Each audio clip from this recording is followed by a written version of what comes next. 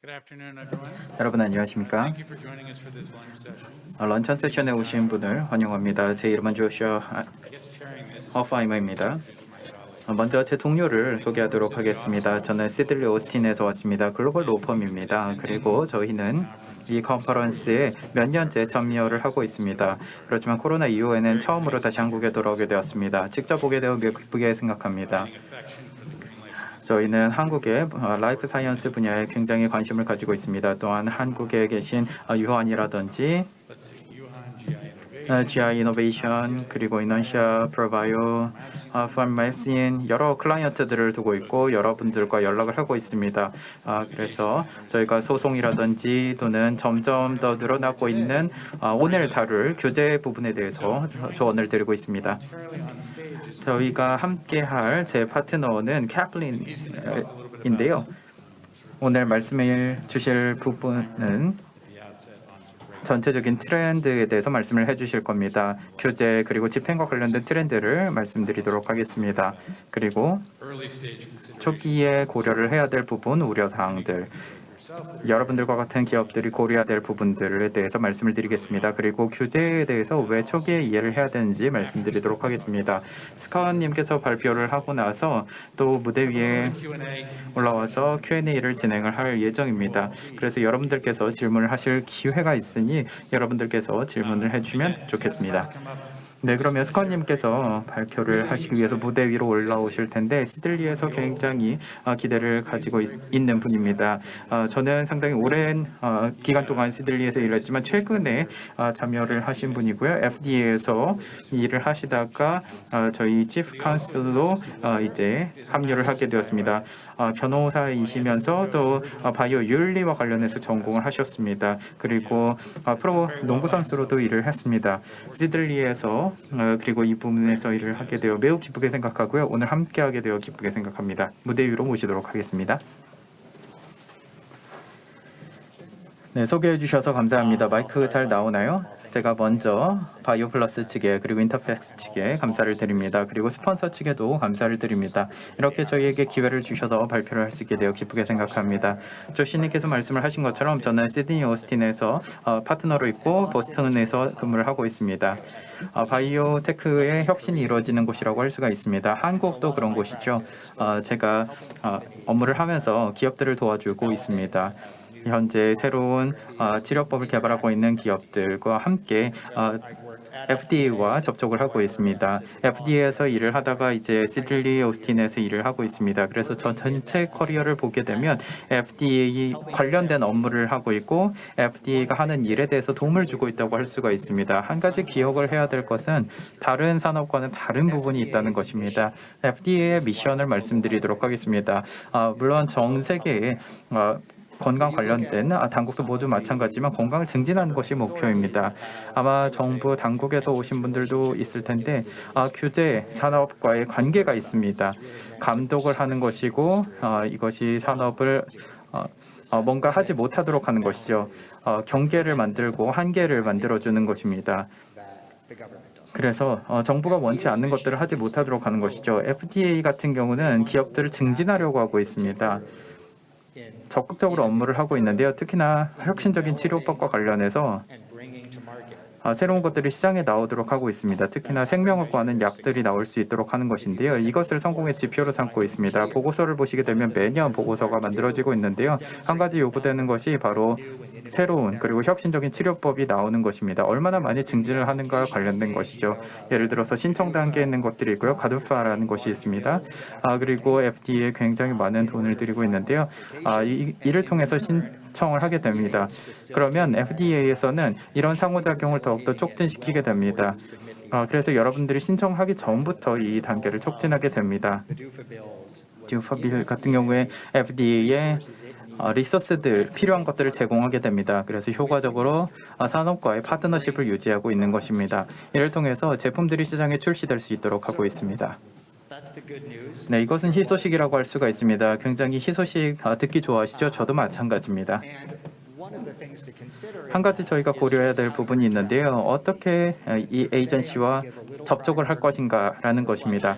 그래서 제가 먼저 성공적인 FDA와의 접촉에 대해서 말씀을 드리도록 하겠습니다. 그리고 여러분들의 파트너, 예를 들어서 CDMO를 활용하실 경우에 어떻게 파트너십을 형성할 것인지, 조인트 벤처라든지 다른 미국 기업과의 콜라보레이션이 있다면 어떤 것들을 기대할 수 있는지 말씀을 드리도록 하겠습니다.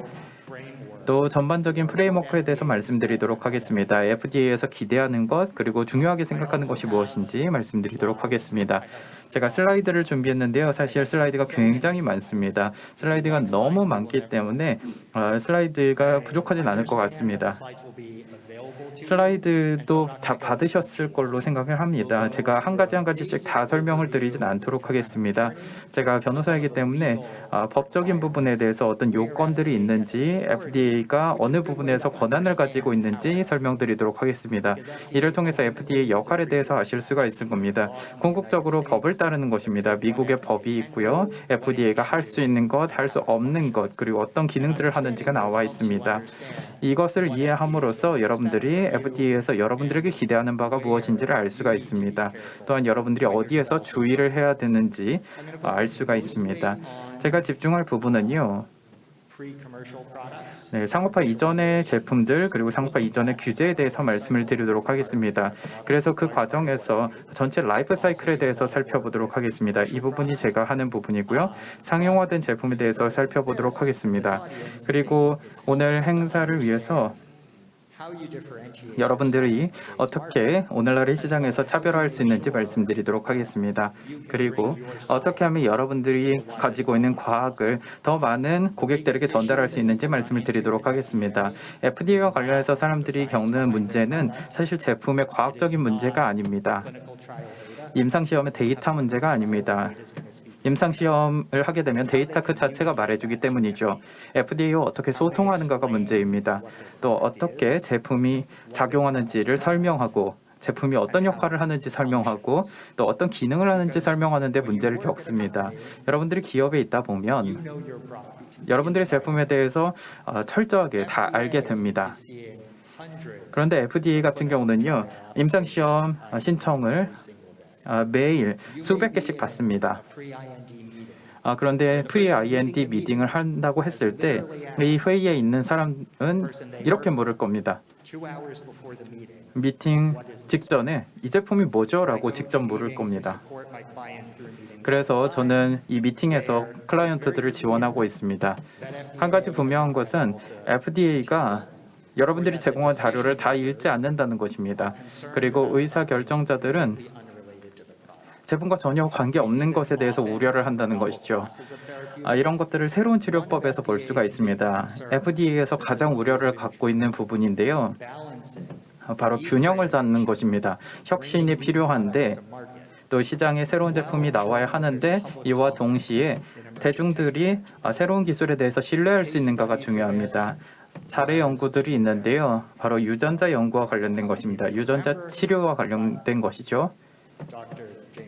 제임스 윌슨, 펜실베니아 대학에서 이 유전자 치료의 선구자가 되었습니다. 이 임상시험을 했고 일상시험에서 안전성과 독성을 파악해야 됐죠. 그리고 이 피험자들이 기준을 충족하지 못했고 안타깝게도 사망을 했습니다. 그래서 유전자 치료가 거의 10년 정도 이제 뒤처지게 되었습니다. FDA에서도 이런 점을 알고 있습니다. FDA는 새로운 기술들을 고려할 때 알고 싶은 것이 있습니다. 어떻게 이 기업을 신뢰할 것인가, 얼마나 신뢰할 수 있는가, 그리고 다른 기업들은 누가 이것을 개발하고 있는가, 그리고 환자에게 최대한 빨리 이런 치료법을 전달하고자 하는데요. 제가 클라이언트들에게 기본 연구부터 시작해서 시장에 출시하기까지 한 10년 정도 걸릴 텐데 학계, 연구소에 있는 논문들, 교수님들이 쓴 논문부터 시작해서 임상시험까지 하는데 1년 반 정도 걸릴 수가 있습니다. 그러니까 굉장히 압축된 시간 동안에 진행을 하는 것이죠. FDA는 이걸 좋아합니다. 그런데 문제는 많은 경우에 실패를 한다는 것입니다. 그래서 상황들을 보게 되면 약이 효과가 없는 경우도 있고요. 또는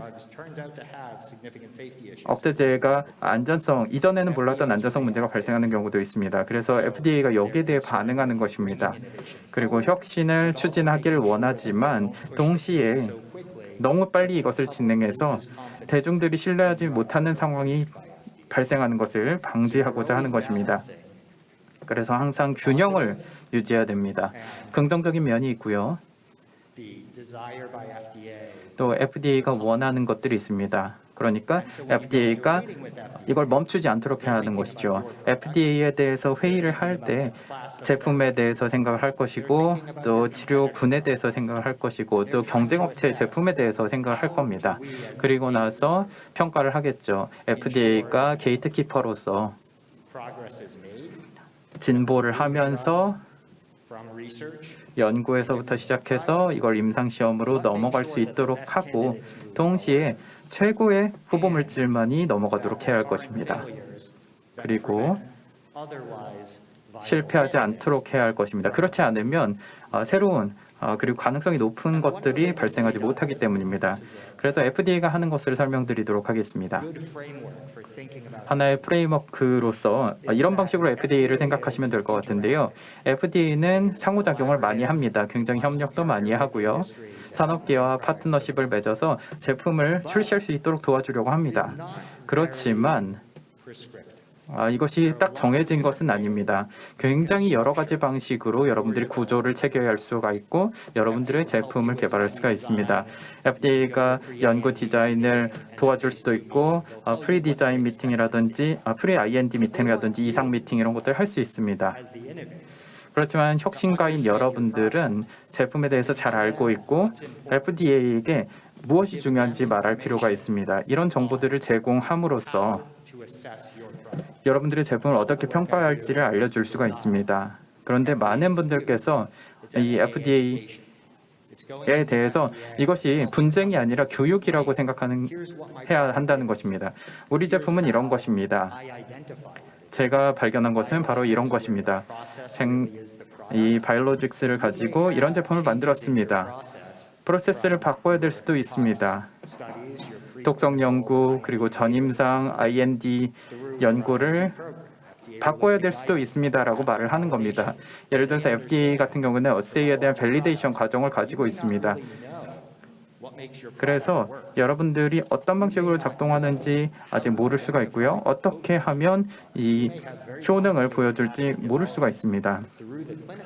그래서 임상 단계에서 예를 들어서 리리즈 테스트를 할 때 BLA를 진행하겠죠. 그리고 특성 파악 연구를 IND 때 진행을 할 겁니다. 또 독성 연구도 할 겁니다. 그러니까 FDA 같은 경우는 이런 정보를 알기를 원합니다. 그리고 어떻게 여기에서 저기까지 진행을 하는지를 알고 싶어 합니다. 그래서 제가 나오기 전에 안내가 있었는데요. 금지하는 부분이 있었습니다. 사진을 촬영하실 수 없고요. 제 사진은 아무도 원치 않으실 겁니다. 그리고 지적재산권 문제로 인해서 비디오를 촬영하실 수 없습니다. 아마 제 동료도 잠시 뒤에 말을 할 겁니다. 그리고 여러분들이 식사를 하고 계신데요. FDA에 대해서 한번 연관지어서 생각해 보도록 하겠습니다. 항상 저희의 상식이 통하는 것이 아닙니다. 지금 점심시간인데 음식을 먹지 말라라는 표시가 아까 있었습니다. 그리고 도시락을 나눠주는 거죠. 아마 제가 먹지 말아야 한다면 뭔가 맛있는 걸 주지 말아야겠죠. 그리고 모든 사람들이 그냥 마스크 쓰고 음식을 바라보기만 하는 상황일 텐데요. FDA를 한번 보시죠. FDA의 접근 방식을 보시게 되면 한계점을 어디에 지을지를 여러분들에게 기대하고 있습니다. 그리고 제가 다루고 있는 이슈 중에 하나가 있습니다. 만약에 클라이언트에게 문제가 발생할 경우에 개발 프로세스를 처음부터 생각하는 것이 아닙니다. 스스로 어떤 한계점을 잡길 원하는 것입니다. 개발 단계에서요. 만약에 FDA에게 이런 원칙이 있다. 예를 들어서 먹지 말아야 하는 원칙이 있다라고 했을 때 FDA에서는 왜 그런 원칙을 수립했는지를 물어볼 겁니다. 이런 것들이 잘 알려져 있는지 그리고 이걸 일관성 있게 따랐는지를 또 물어볼 겁니다. 저희가 점심 세미나를 진행을 하는데 일반 원칙이 음식을 먹지 말아야 되는 것이다 라고 하면 이건 말이 안 되겠죠. 그래서 FDA는 어떤 원칙을 수립해야 되는지를 원칙을 만들기 전에 생각하라고 조언을 할 겁니다. 저희가 이런 문제를 겪습니다. 저희의 포텐시 에세이가 이런 식으로 되어 있습니다 라고 설명을 하면 테스트를 하겠죠. 그리고 굉장히 다양한 포텐시가 나오면서 약효가 있다는 것을 보여줄 수가 있습니다. CMC도 제출을 하겠죠. 저희의 포텐시가 이 정도입니다. 그리고 어세이를 파악을 했고 저희 제품의 특성은 이렇습니다. 그리고 범위는 이렇습니다. 이 범위 같은 경우에는 무한대입니다 라고 하면, 다시 말해서 이 포텐시를 무조건 보여줄 수 있습니다 라고 하면 FDA에서는 이렇게 이야기할 겁니다. 잠시만요. 포텐시가 중요하다고 했는데 만약 이게 중요하다면 항상 통과라고 말할 수는 없습니다. 여러분들이 제조하는 제품 중에서 실패하는 제품 분명히 있을 텐데요 라고 질문할 겁니다. 그러니까 여러분들이 어떤 기대치를 가지고 있을 거고 이 기대치에 대해서 충족을 해야 된다는 것입니다. 그래서 전반적인 FDA 프로그램에서 이런 것들을 생각할 필요가 있습니다. 어떻게 내부적으로 여러분들의 제품에서 중요한 것이 무엇인지를 결정해야 되고 여러분들이 통과해야 되는 기준점을 먼저 수립한 다음에 그 다음에 다음 단계로 넘어가는 것입니다. FDA와 협력을 통해서 진행할 수가 있습니다. 좋은 정책들도 마련이 되어 있습니다. GLP를 진행한다라고 했을 때, 또 독성 연구를 진행한다고 했을 때, 또 사전 안전성 연구를 진행할 수가 있고요. 또 동물 연구도 있습니다. 이런 것들 연구 프로토콜을 통해서 이런 것들을 충족하고 그 다음에 데이터를 제출합니다. 이런 것들을 개발할 때 여러분들이 생각해야 될 것이 있습니다. 여러분들의 스펙 그리고 엔드포인트가 제품에 얼마나 중요한지 생각해 보시기 바랍니다. 예를 들어서 테스트가 실패하고 연구가 실패했을 경우에 에이전시와 불합치가 되는 부분이 있습니다. 엔드포인트가 있는데 거의 근접했다라는 것입니다. 저희가 엔드포인트를 그냥 아무데나 잡았습니다. 그리고 저희가 거기에 근접했지만 저희는 아직도 제품을 믿고 있습니다. 모든 사람들이 제품을 믿고 있기 때문이죠 라고 하면 FDA에서는 의심을 할 겁니다. 여러분들이 신뢰를 가지고 있는 거 알고 있지만 저희는 더 정보가 필요합니다. 그래서 제대로 통제가 되는지, 제도적인 통제가 이루어지는지 확실히 알고 계십니까? 라고 질문할 겁니다. 그러니까 FDA와 커뮤니케이션을 할 때 여러분들 스스로 내부적으로 어떻게 평가하는가가 굉장히 중요하다는 것입니다. 이것이 개발 단계에서 이루어져야 하고요. 솔직히 말씀을 드리면 FDA와의 이슈가 발생하는 가장 큰 원인이 바로 여기에 있습니다. 왜냐하면 FDA에서는 여러분들이 정한 그 기준에 대해서 의문을 품을 것이기 때문입니다. 여러분들의 제품에 대해서 어떻게 이걸 발전시킬 것인가, 또 FDA에 대해서 어떻게 다룰 것인가 생각을 할 때 항상 제가 조언하는 것이 있습니다. 가장 중요한 것은 실질적으로 핵심적인 메시지를 FDA에 전달하고 이걸 이해해야 된다는 것입니다. 점점 더 많은 새로운 제품들이 있습니다. 이것이 어떻게 유사하고 얼마나 차이가 있는가가 중요한 것이죠. 제가 준비를 하면서 네이처의 기사도 보고 2019년 팬데믹 전의 상황도 봤습니다. 85% 정도의 바이스픽한 항체들이 개발이 되고 있는데요.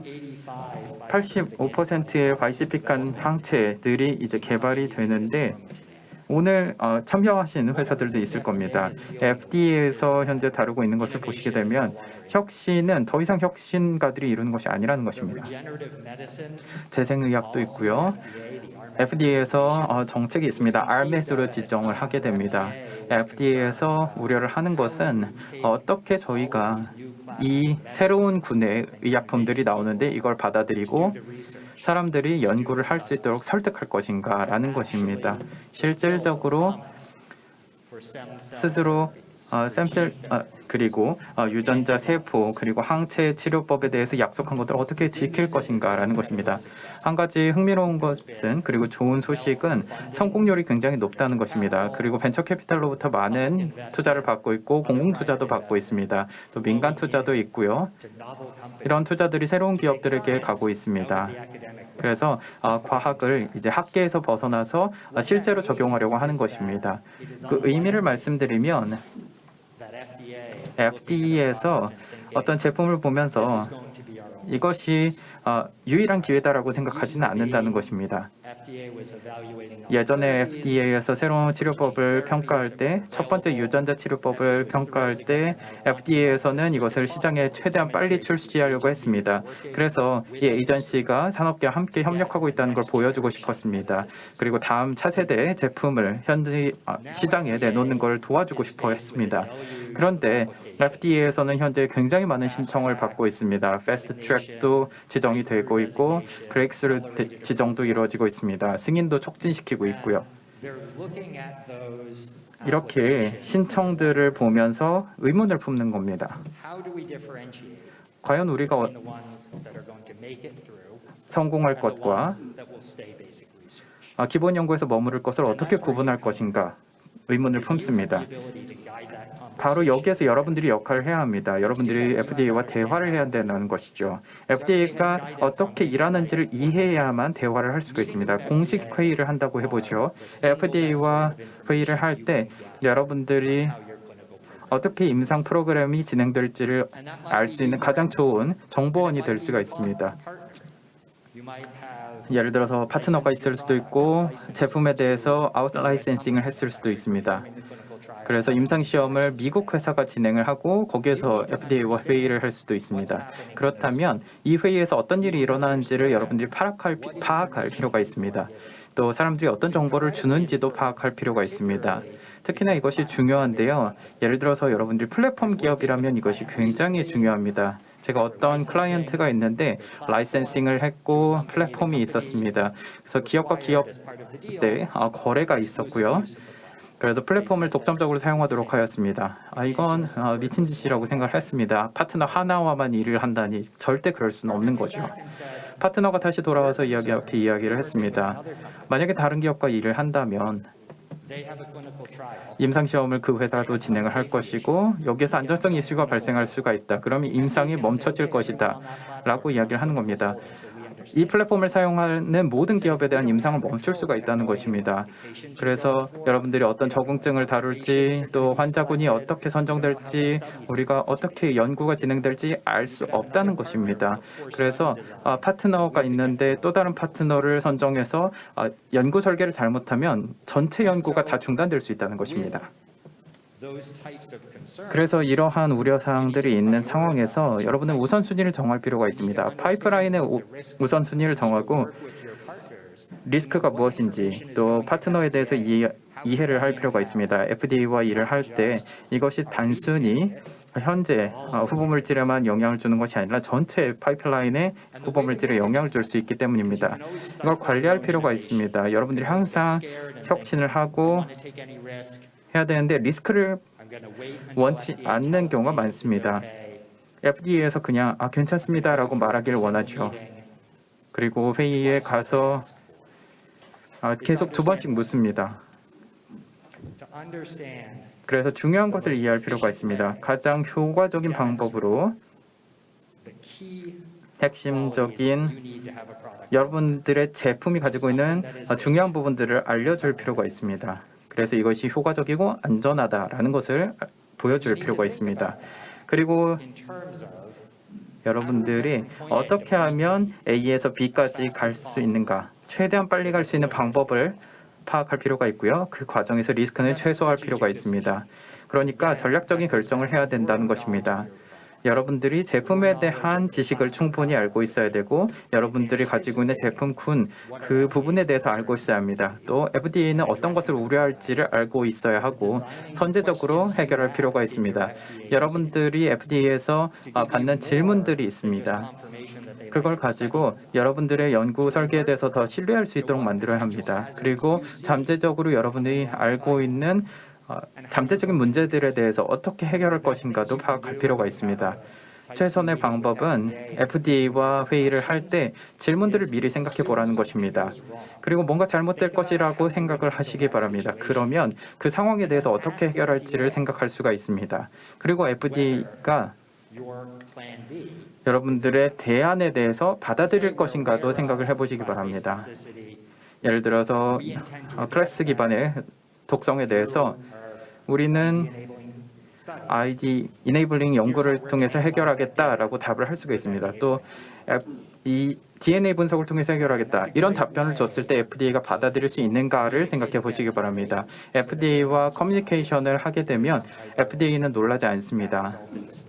연구에서 안 좋은 결과가 나올 수 있다는 걸 FDA도 알고 있기 때문입니다. 그리고 처음부터 이 에이전시와 이야기를 통해서 어떻게 상황을 해결할지를 미리 얘기할 수가 있다는 것입니다. 이런 상황이 불가피하기 때문이죠. 그래서 개발 경로들을 보게 되면 모든 연구들 다 좋아 보이죠. 모든 결과가 다 좋아 보입니다. 그렇지만 FDA에서는 우선순위를 두고 평가를 할 수밖에 없습니다. 그래야지만 제품이 시장에 출시되는 것이죠. 그렇지만 최종적으로는 한두 제품만 나오게 될 겁니다. 그렇기 때문에 FDA는 작년에 우선순위를 설정하기 위해서 한 60개 정도를 봤고요. 그래서 2019년부터 시작해서 15번 이상의 우선순위 미팅이 있었습니다. 굉장히 많은 잠재성 있는 부분에서부터 시작해서 어떻게 하면 여러분들의 제품이 눈에 띄는 제품이 될 수 있는가까지 연결이 되는 것입니다. 그의 일환으로 사실 이제 기업 입장에서는 뭔가 변화가 필요하겠죠. 그래서 FDA에게 정보를 주어야 되는 것이 변화해야 됩니다. FDA가 여러분이 성공적인 파트너가 되기 위해서 무엇이 필요한가에 대한 정보 주는 방법을 바꿔야 한다는 것이죠. 그래서 아마 제가 지금 한 5분 정도 휴식을 하고 물 좀 드시고 하는 시간을 갖고요. 그리고 이제 법률적인 부분을 좀 다루도록 하겠습니다. 그런데 사실 가장 여러분의 참여가 또 중요하다고 생각을 하는데요. 왜냐하면 여러분들 제가 무대에 있는 곳에서 노려보고만 계시거든요. 그래서 혹시 질문이 있으시면 언제든지 제게 연락을 해주시고요. 지금 받거나 아니면 Q&A 세션을 받을 수도 있습니다. 그래도 어쨌든 제가 이야기하는 도중에 혹은 휴식하는 도중에 제 답을 생각해 보시고 그리고 질문이 있다 그러면 Q&A 시작 시에 여러분들께서 질문해 주셔야 되고요. 그리고 이제 FDA 환경에 대해서 여러분도 다 이해할 수 있다고 생각을 합니다. 5분 휴식하겠습니다. 네. 자, 시작하기에 앞서서 여러분 오늘의 어젠다입니다. 걱정하지 마시고요. 빠르게 다뤄볼 텐데요. 제가 앞에서 말씀을 드렸는데요. 혹시 시작하기에 앞서서 질문이 있으신 분 계신가요? 혹시 여러분들이 겪었던 이 스토리를 이야기해 주실 분 계신가요? 제가 FDA와 굉장히 많이 일을 했는데요. 이렇게 참여를 해보면 굉장히 좋은 이야기도 있고 굉장히 안 좋은 이야기도 있습니다. FDA 회의를 가보면 FDA가 그냥 듣기만 하는 경우도 있습니다. 우리의 계획이 무엇인지 다 준비를 했고 한 30분 정도 진행이 됐는데 FDA에게 질문을 하라고 시간을 줬더니 전체 발표 그냥 하라고 했고 질문도 하나도 안 나온 경우도 있습니다. 질문이 있으십니까? 물었더니 와주셔서 감사합니다 하고 회의가 끝났습니다. 그래서 제가 가장 빨리 끝났던 FDA 회의가 30분 만에 끝났습니다. 초기 회사들과 제가 많이 일을 하고 있고요.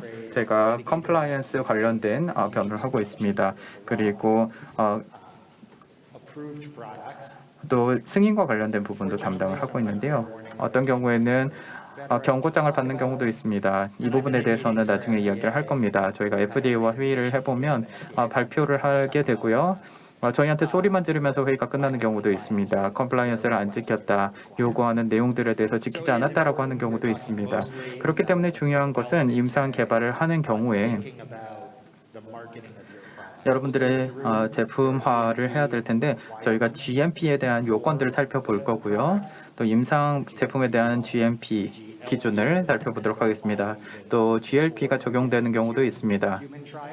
그러니까 인간을 대상으로 한 연구가 진행되기 전에 GLP 요건들도 지켜야 되는 경우가 있습니다. 그래서 이런 요건들은 모두 FDA가 여러분들이 임상을 멈추도록 하기 위한 것이 아닙니다. IND를 중단시키기 위한 것이 아닙니다. FDA의 핵심적인 컴플라이언스 도구라고 한다면 아직까지 승인되지 않은 제품들 같은 경우에 이 제품들이 곧 승인 신청을 할 것이라고 생각을 하고 있습니다. 그래서 요청 기준들을 다 따르게 되면 설비의 GMP 이슈에 대해서 물을 겁니다.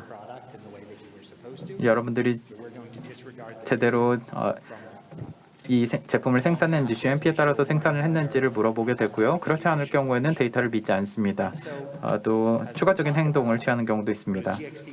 이런 GXP와 관련된 임상 제품에 대한 고려 사항들은 굉장히 자체적으로 집행이 되는 것입니다. 그래서 미리미리 이 감사에 대해서 준비를 하시기 바랍니다. 여러분들이 제품이 어떻게 생산되는지를 이해해야 할 필요가 있고요.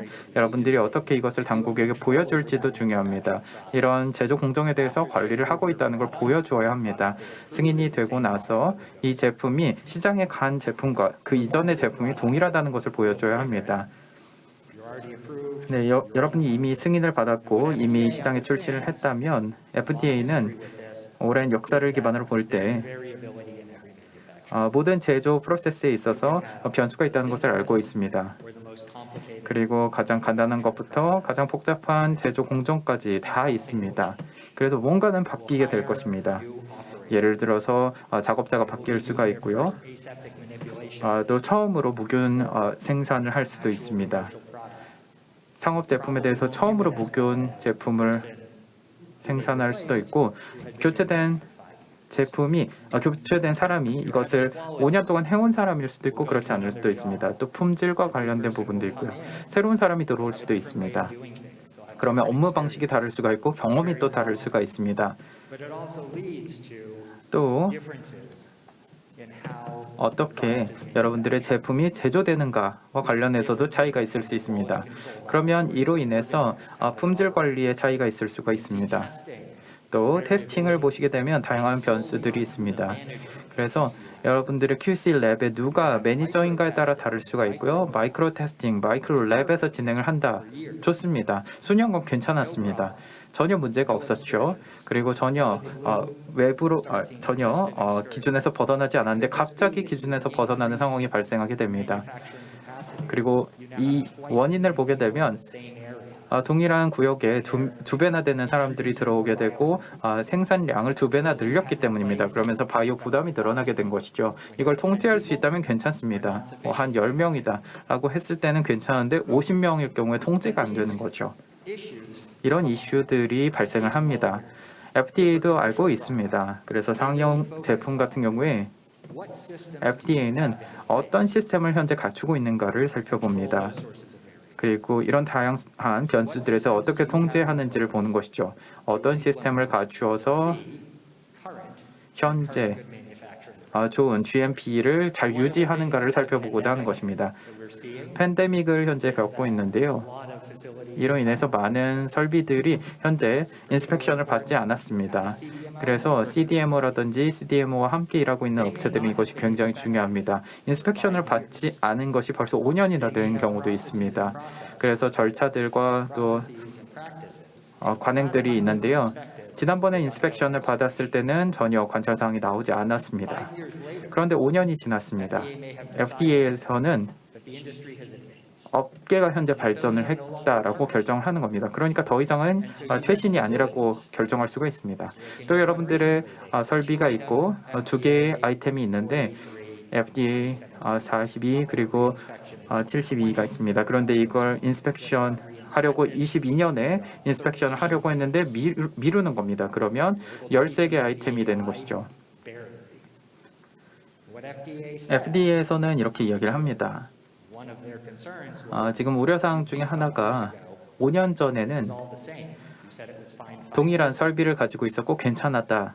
그런데 지금 프로세스 데이터를 보니까 여기에서 충전 설비이고 이젝트 데이터를 캡처링을 하고 있는데 장비에 대한 데이터들이 있습니다. 그런데 이 장비가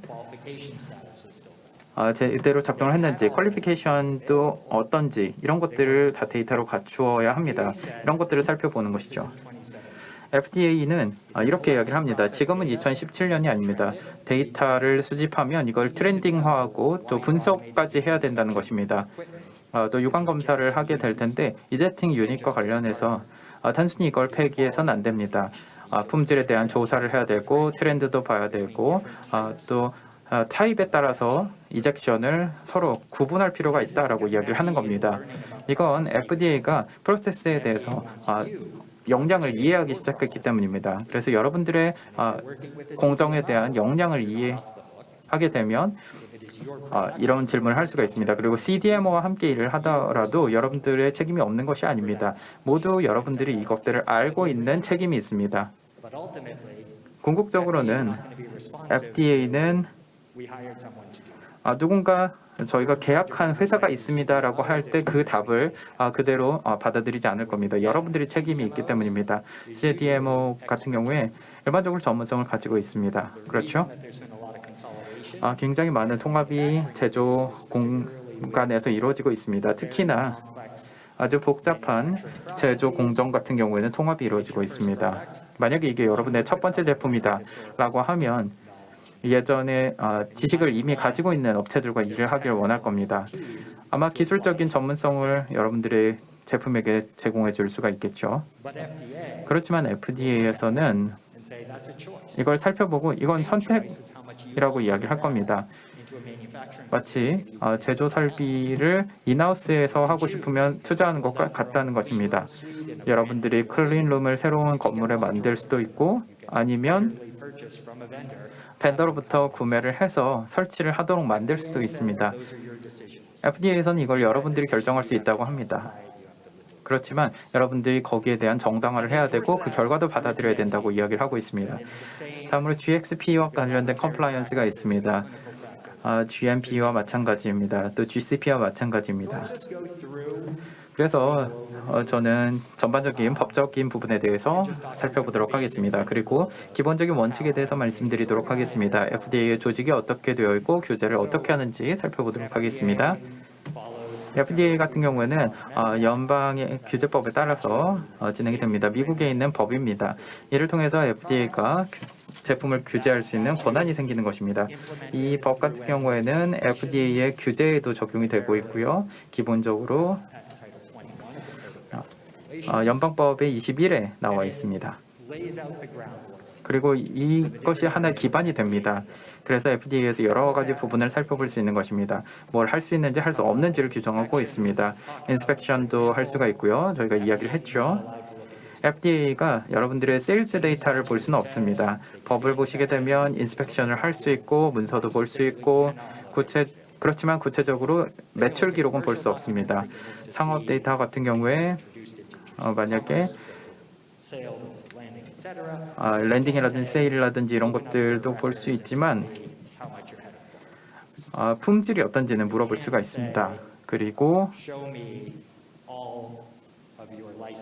라이센싱 계약에 대해서 그리고 계약의 조건들에 대해서 물어볼 수는 없습니다. 제품을 어디에 유통하는지는 물어볼 수 있습니다. 그래야지만 리콜을 할 수가 있기 때문이죠. 그렇지만 가격을 어떻게 측정하는지 생산량이 어떤지 이런 건 물어볼 수 없습니다. 이런 것들은 법에 나와 있고 또 규칙에도 나와 있습니다. 그래서 FDA가 어떤 권한을 가지고 있는지를 확인할 수가 있고요. 한 가지 희소식이라고 한다면 FDA도 제약이 있다는 것입니다. 이런 제약들을 통해서 여러분들이 FDA와 함께 일을 할 수가 있습니다. 제가 좋은 소식만 드리고 싶지만 안 좋은 소식도 있습니다. FDA는 재량권이 많다는 것입니다. 그리고 항상 이런 제한이 어디에 걸리는지 알고 있습니다. 제가 FDA에서도 일을 했고 현재 Chief Counsel로 일을 하고 있습니다. 그래서 제가 일을 했던 것 중에 하나가 내부적으로 우리가 권한이 무엇이 있는가를 파악하는 것이었습니다. Chief Counsel 오피스에서 제가 했던 업무들은 FDA에서 저한테 내부적으로 질문이 많이 들어왔습니다. 그러면 이걸 할 수 있느냐 없냐를 결정해 주는 것이죠. 이런 제품들을 이런 식으로 규제를 해야 됩니다라고 얘기를 하고 싶지만 FDA가 그렇게 할 수 없는 경우도 있습니다. 다시 말씀드리지만 FDA는 뭘 할 수 있고 뭘 할 수 없는지를 알고 있습니다. 그래서 규정을 아는 것이 중요하고요. so that you can determine 여러분들이 결정을 할 수가 있습니다. whether it's appropriate to push back on that 그래서 how best. FDA에서 한 발 물러서는 방법은 무엇인가, 그리고 어떻게 반박을 할 것인가, 최고로 반박을 가장 잘할 수 있는 방법은 무엇인가, 이런 것들을 아는 것이 중요합니다. Your reputation. 그래서 여러분들의 명성을 잘 지키는 것이 중요하고요.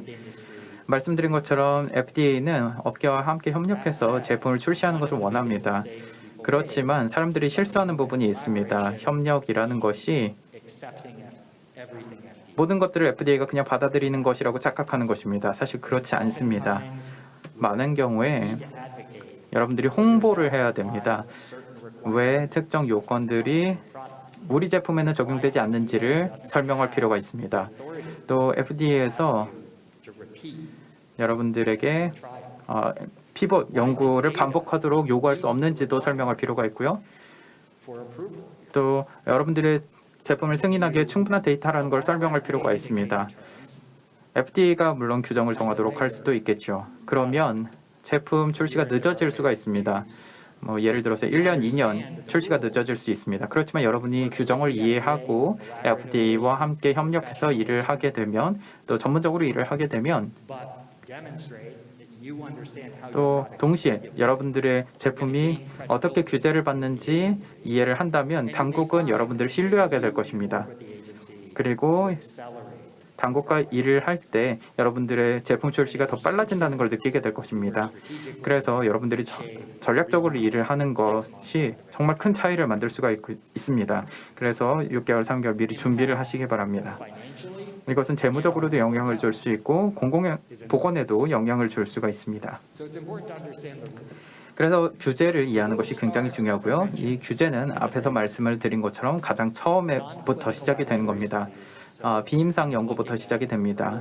여러분들이 초기에 도스를 정하기 위한 연구라든지 또는 독성 연구를 진행을 할 때 Vitro or 인비트로, 인비보 실험을 진행을 한다라고 했을 때 여기에도 규정이 있습니다. rules are set out. 이런 규정들은 GLP에 다 나와 있습니다. And some of those rules, 그리고 이런 규정 중에서 how you 여러분들이 어떻게 연구를 조직할 것인가, animal models, 동물 모델을 사용할 것인가, 뭘 해야 되는가, husbandry, 그래서 동물의 and most of those rules 육성에 대해서 어떻게 할 것인가, 이런 것들 다 나와 있습니다. 그리고 이런 규정들을 보시게 되면 laboratory practice. 이 랩에서의 관행이 데이터에 어떤 영향을 주는지와 관련이 있습니다. GLP를 한번 생각해 보시기 바랍니다.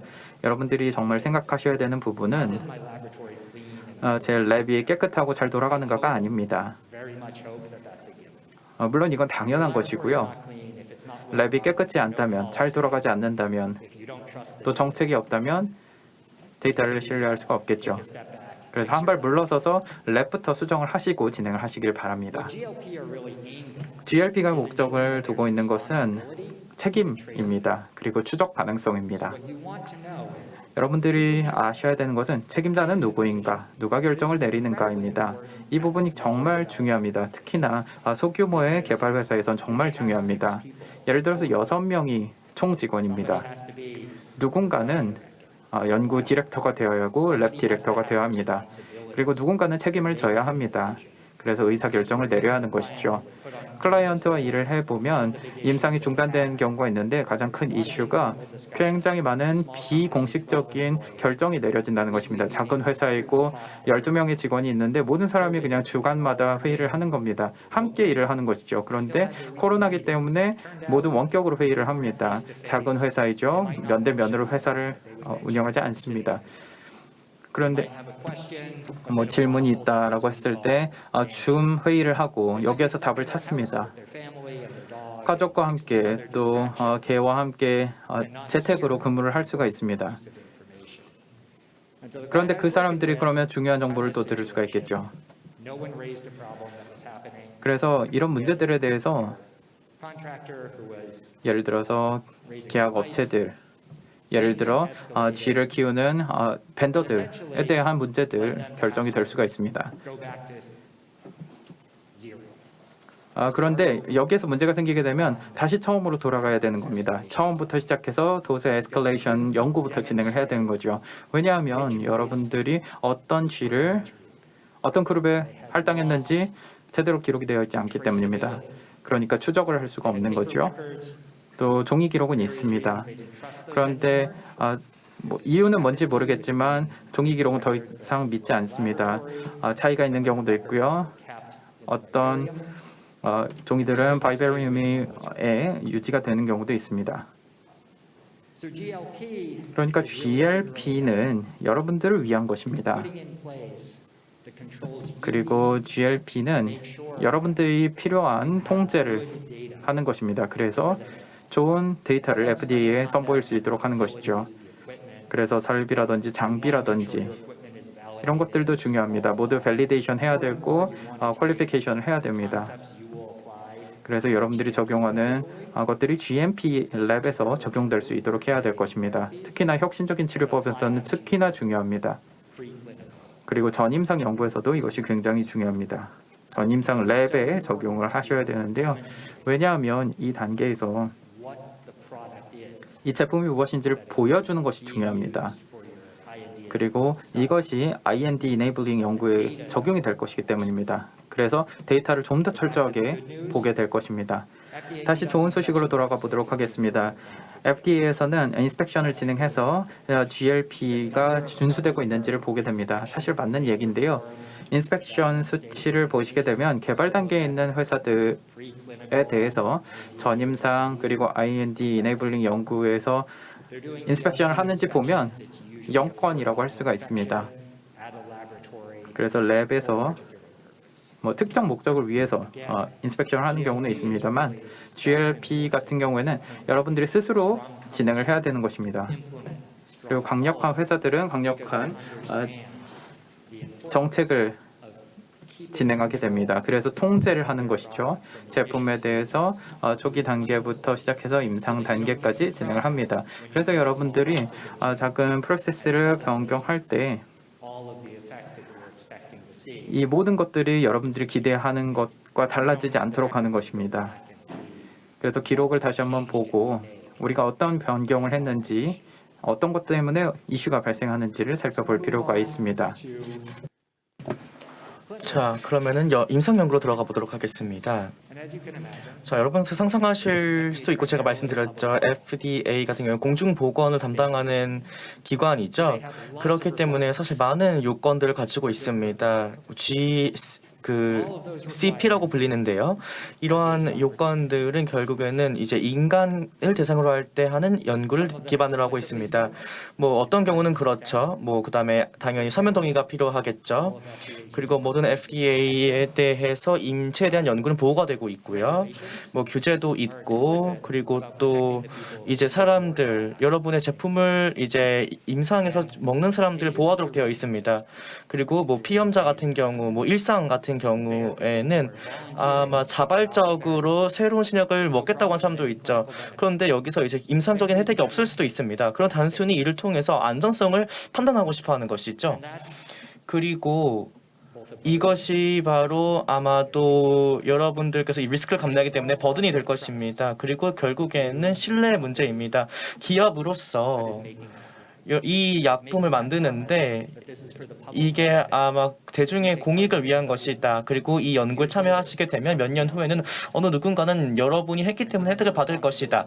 이게 바로 여러분들에서 취해야 하는 책임감이고요. FDA가 굉장히 중요하게 여기는 책임감입니다. 아까도 말씀드렸듯이 굉장히 우려스러워하는 부분은 혹시 이상 반응이 이제 전체 메디슨 의약품군에서 느리게 나타날까봐입니다. 그래서 한 제품에 대해서 임상이 멈춰지게 되면 이제 시장 반응이 그 관련된 군에 있는 약품에 대해 모두 반응을 하기 때문이죠.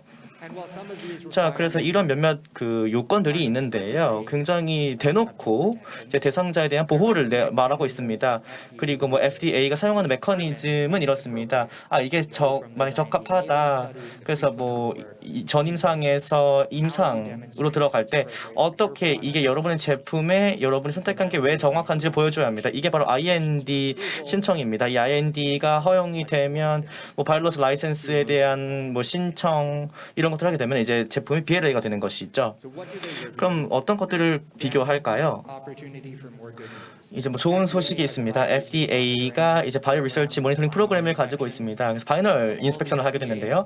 모든 FDA의 실사 같은 경우는 바이모 인스펙션 같은 경우는 이제 관측을 하는 인스펙션인데 바이모 인스펙션 같은 경우에는 이제 NAI 만약에 관찰 없이 NA가 있으면 가라 이겁니다. 이를 통해서 Self-interested, self-implemented. 사실 자신들이 이행하는 정책입니다. 이런 것들이 실제로 이행되는지를 보는 것이죠. 그래서 이제 서면 동의 같은 거 보면은 IRB 승인을 받았고 그리고 이제 기본을 돌아가는 것이죠. 만약에 여러분들께서 연구를 할 수 없어 그리고 IRB 승인을 만약에 문서화 못했다 그럼 잘못하고 있다라고 생각을 하는 것이죠. 그런데 이게 굉장히 달성하기 쉬운 요건 아닙니까? 왜냐하면 여러분의 1대1로 임상 프로그램 적용할 수가 있기 때문이죠. 그리고 여러분들께서 이제 적격성 평가라든지 무작위 배정, 연구, 방문 등을 살펴보게 되면은 이제 FDA에서는 이제 여러분께서 관리 감독을 제대로 했는가에 대한 책임성을 보게 됩니다.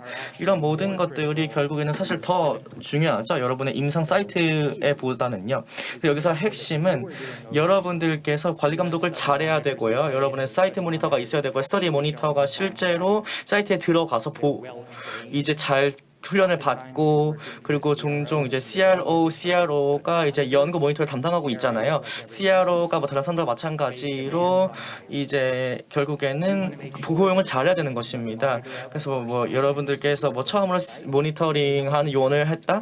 그러면은 반드시 이런 사람들이 특정 요건, 여러분의 제품에 대한 것들을 잘 이해하고 있어야 됩니다. 연구 설계를 잘 이해해야만 결국에는 이제 연구와 컴플라이언스가 이루어지지 않는 부분을 잡아낼 수가 있습니다. 그래서 여러 스터디 모니터 같은 경우에는요, 만약에 문제가 있어 그러면은 임상 사이트를 격리를 하고 그러고 나서 데이터의 무결성을 지켜주는 것이죠. 예를 들어 30개 임상 사이트가 있다. 그 중에 하나가 혹시 잘못된 게 있다? 그러면 여러분들께서 이 문제를 무시하는 경우가 있습니다. 그런데 여러분들께서 이런 에러를 일찍 파악할수록 데이터 손실도 적고 여러분들께 신뢰성도 얻게 되는 것입니다. 여러분들께서 그렇게 되면 앞으로 이 이슈로부터 더욱더 빨리 벗어날 수 있게 되는 것이 있죠. 또 다른 핵심 분야는 당연히 예상치 못한 것들도 있지만 또 예측 가능한 AE도 있습니다. 그럼 여러분께서 이제 준수를 다 하고 있는데 안전성 이슈에 대해서 보고를 잘 하고 있는데 예를 들어 왜냐하면 이게 결국은 FDA가 건강체를 보호하기 위한 게 미션이기 때문이죠. 예를 들어 바이오 인스펙션을 하는 것은 결국에는 IND를 승인을 했고 그래서 IND가 이제 효과적으로 하도록 하는 것이죠. 그래서 그러면 여러분 입장에서는 제출한 걸 잘 따르고 있는가? 그러면 적절한 모니터링을 임상 사이트에 대해 하고 있는가? 그럼 어떻게 이제 대상자와 서로 고려하고 있는가? 이런 것들입니다. FDA 같은 경우에 알고 싶어하는 게 만약에 문제가 발생했어 그러면은 반드시 알아야 되고 FDA가 이렇게 결론 내기까지 함께해야 된다라는 것이죠. 그래서 여러분들께서 혹시 정말 좋은 정책과 치료법과 이해를 가지고 있다, 제품에 대한 이해가 충분하다. 왜냐하면 여러분들께서 아셔야 되기 때문이죠. 도대체 안전성 리포트를 언제 에스컬레이팅 할 때를 결정할 수 있기 때문입니다. 이제 만약 혹시 FDA가 알리지 않는다 아니면은 고시를 하지 않았다 그러면은 두 번째 FDA가 이제 문제가 실제로 존재하지 않는데 이를 FDA가 알리는 거, 이게 차악책이 되겠죠. 근데 이게 예상되지 않은 건데요. 근데 여러분의 제품과 관련이 없을 수도 있지 않습니까? 그래서 여러분들께서 FDA에게 문제에 대해서 알려주면 FDA에서는 이 분석을 다 했구나, 그리고 이제 여기에 걱정하고 있구나라고 예상하게 됩니다. 그래서 다시 말씀을 드리면 굉장히 중요하게 이해할 것이 바로 어떤 규정들이 있는지, 그리고 이제 여러분의 직원들께서 가장 최적의 결정을 낼 수 있도록 트레인이 되어 있는가를 살펴보는 것이 있죠. GMP 요건들 같은 경우에는 사실 점점 후퇴하고 있습니다. 왜냐하면 여러분의 임상 개발에 있어서 좀 하면 할수록 FDA가 가장 우려하는 게 임상 시험을 확대했을 때 임상 2상과 3상이 특히 그 대상이 되겠습니다.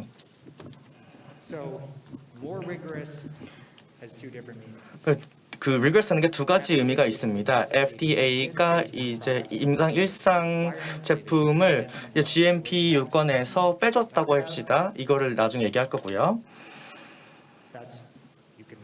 그리고 뭐 읽으실 수 있겠지만 뭐 굉장히 쉽죠. 결국에는 가장 중요한 GMP 컨셉을 여러분 제품에 맞게끔 하는 것입니다.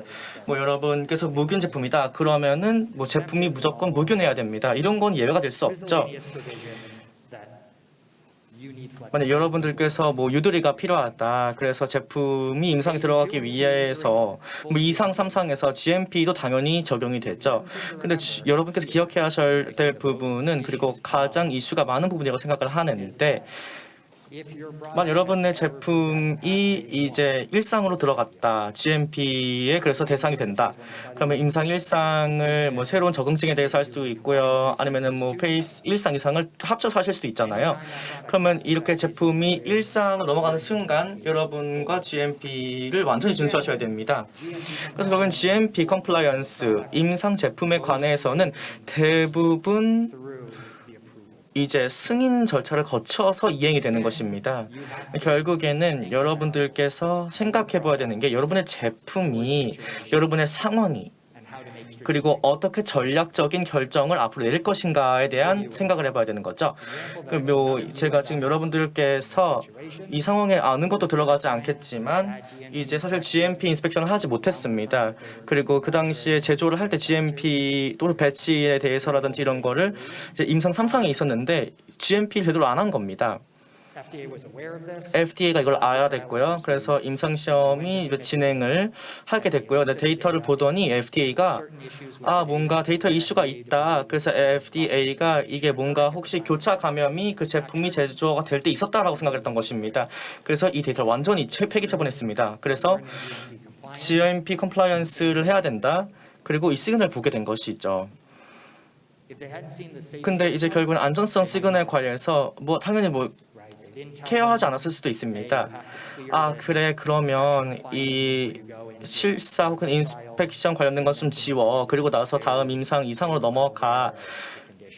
그리고 왜냐하면 사실 그 상황을 잘 알기 때문인데요. 그런데 FDA가 이렇게 얘기했습니다. 그 5년 전에 했기 때문에 우리는 이게 규정한 게 아니야. 이렇게 얘기를 해버렸습니다. 그래서 이를 계속 추구하기로 했고 그리고 시설에 대한 컨디션이 계속 유지가 됐습니다. 리스크를 가져가는 것이죠. 그래서 올바른 질문을 해야 됩니다. FDA와 미팅을 할 때 뭐 FDA한테 이렇게 물어보지 않았습니다. 도대체 우리가 반드시 이행해야 하는 세이프가드는 무엇일까? 임상시험을 들어가기 위해서 어떤 지침이 있습니까? 이 제품을 임상시험에서 왜 금지했나요? FDA는 아니야, 우린 금지하지 않았어. 데이터를 봤더니 그리고 여러분 컴플라이언스 상황을 봤더니 이 두 개를 함께 비교했더니 그렇게 된 거야 라고 했습니다. 그래서 여러분들께서 GMP를 생각해 보실 때 가장 중요한 것은 바로 이제 임상 제품에 대해서 올바른 정책과 절차 그리고 매니팩처링 프로세스를 통제할 수 있는 것들이 제대로 되어 있는가. 여러분들께서 만약에 신청을 했다. 그렇게 되면 FDA에게 보여줘야 할 건 이제 이 제품에 대한 데이터가 정확하고 동시에 중요한가입니다. 그래서 이제 GTP도 당연히 활용이 되겠죠. 적용이 되겠습니다. 뭐 어떤 생물학적 제재 같은 경우에는 당연히 뭐 여기 지금 보면은 또 여기 추가적인 것들 또 GTP도 마찬가지입니다. FDA 규제하는 제품에 당연히 GTP도 활용이 됩니다. 뭐 인간 세포 그리고 조직 프로덕트 같은 경우에는요. 결국에는 이제 그 전염병에 대한 전염에 대한 가장 큰 걱정을 하게 되는 것이 이런 걸 막고자 하는 것입니다. FDCA는 없고요. 그런데 어쨌든 이 GTP 같은 경우에는 결국에는 감염병 이제 요즘에 유행하는 멍키박스가 미국에 들어오지 않도록 예방하는 것이 중요합니다. 그리고 이제 당연히 뭐 적격성 같은 것들을 스크리닝할 수도 있고 또 그렇기 때문에 이 일을 잘못했을 경우에는 이 질병이 들어올 수가 있다는 거 이걸 막고 싶어 하는 것입니다. 그리고 지금 이제 IND에서 말씀드리겠습니다. 결국에는 제조 환경입니다.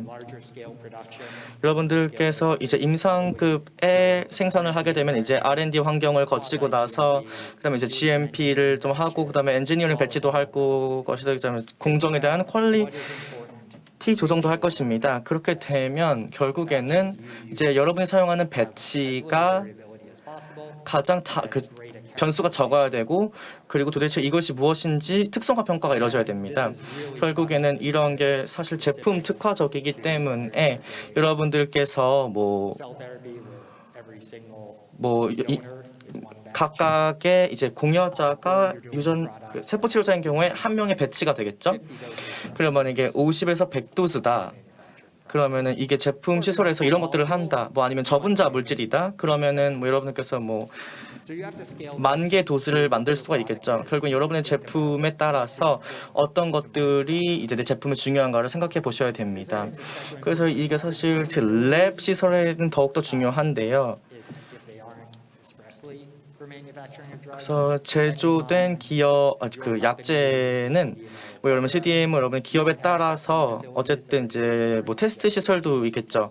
그냥 바이올로직 테스팅 등등을 말고 다른 것들에서 랩을 설치할 수도 있습니다. 또 뿐만이 아니라 시설이 이제 정확한 결과를 내서 제품 의약품과의 차이점을 구분할 수 있는가 같은 것도 봐야 됩니다. 그리고 FDA 같은 경우에는 많은 굉장히 광범위한 특히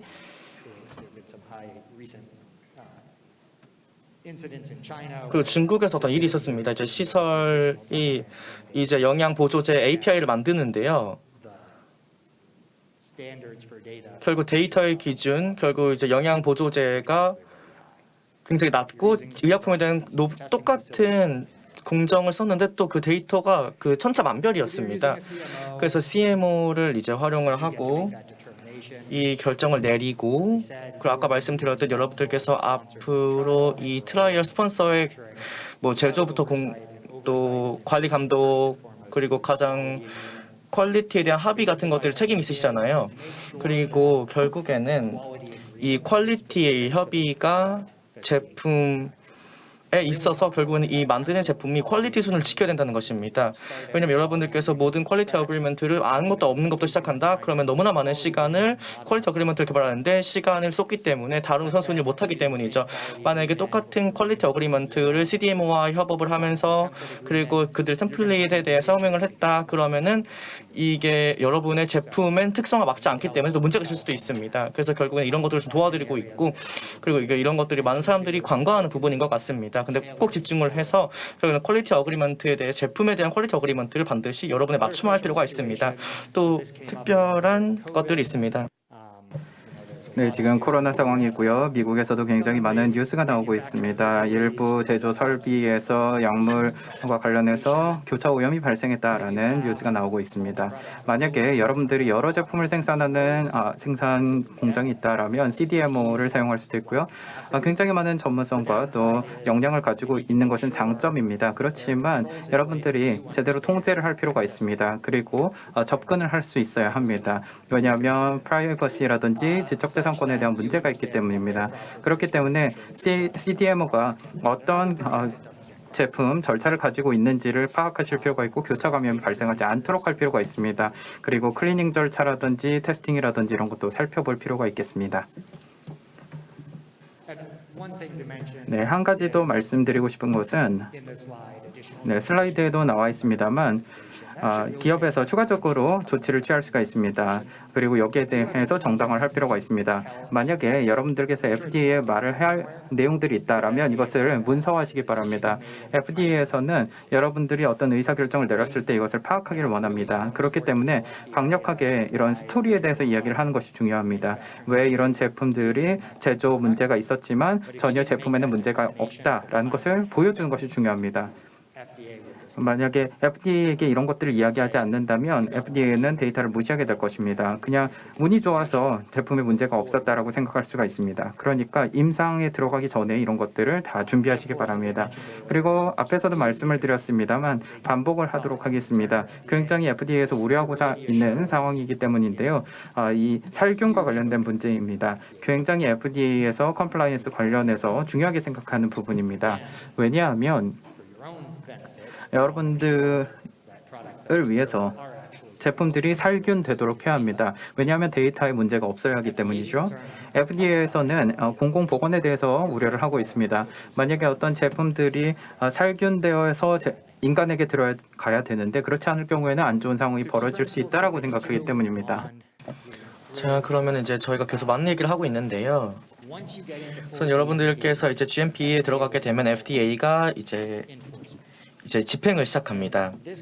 그래서 이러한 것들이 이제 임상 이상 전에 일어날 수가 있는 이유가 이제 FDCA 같은 경우에는요, 여러분들께서 FDA의 규제를 어겼다, 혹은 그 USC의 2나 600을 어겼다, 혹은 법률상에서 이 환경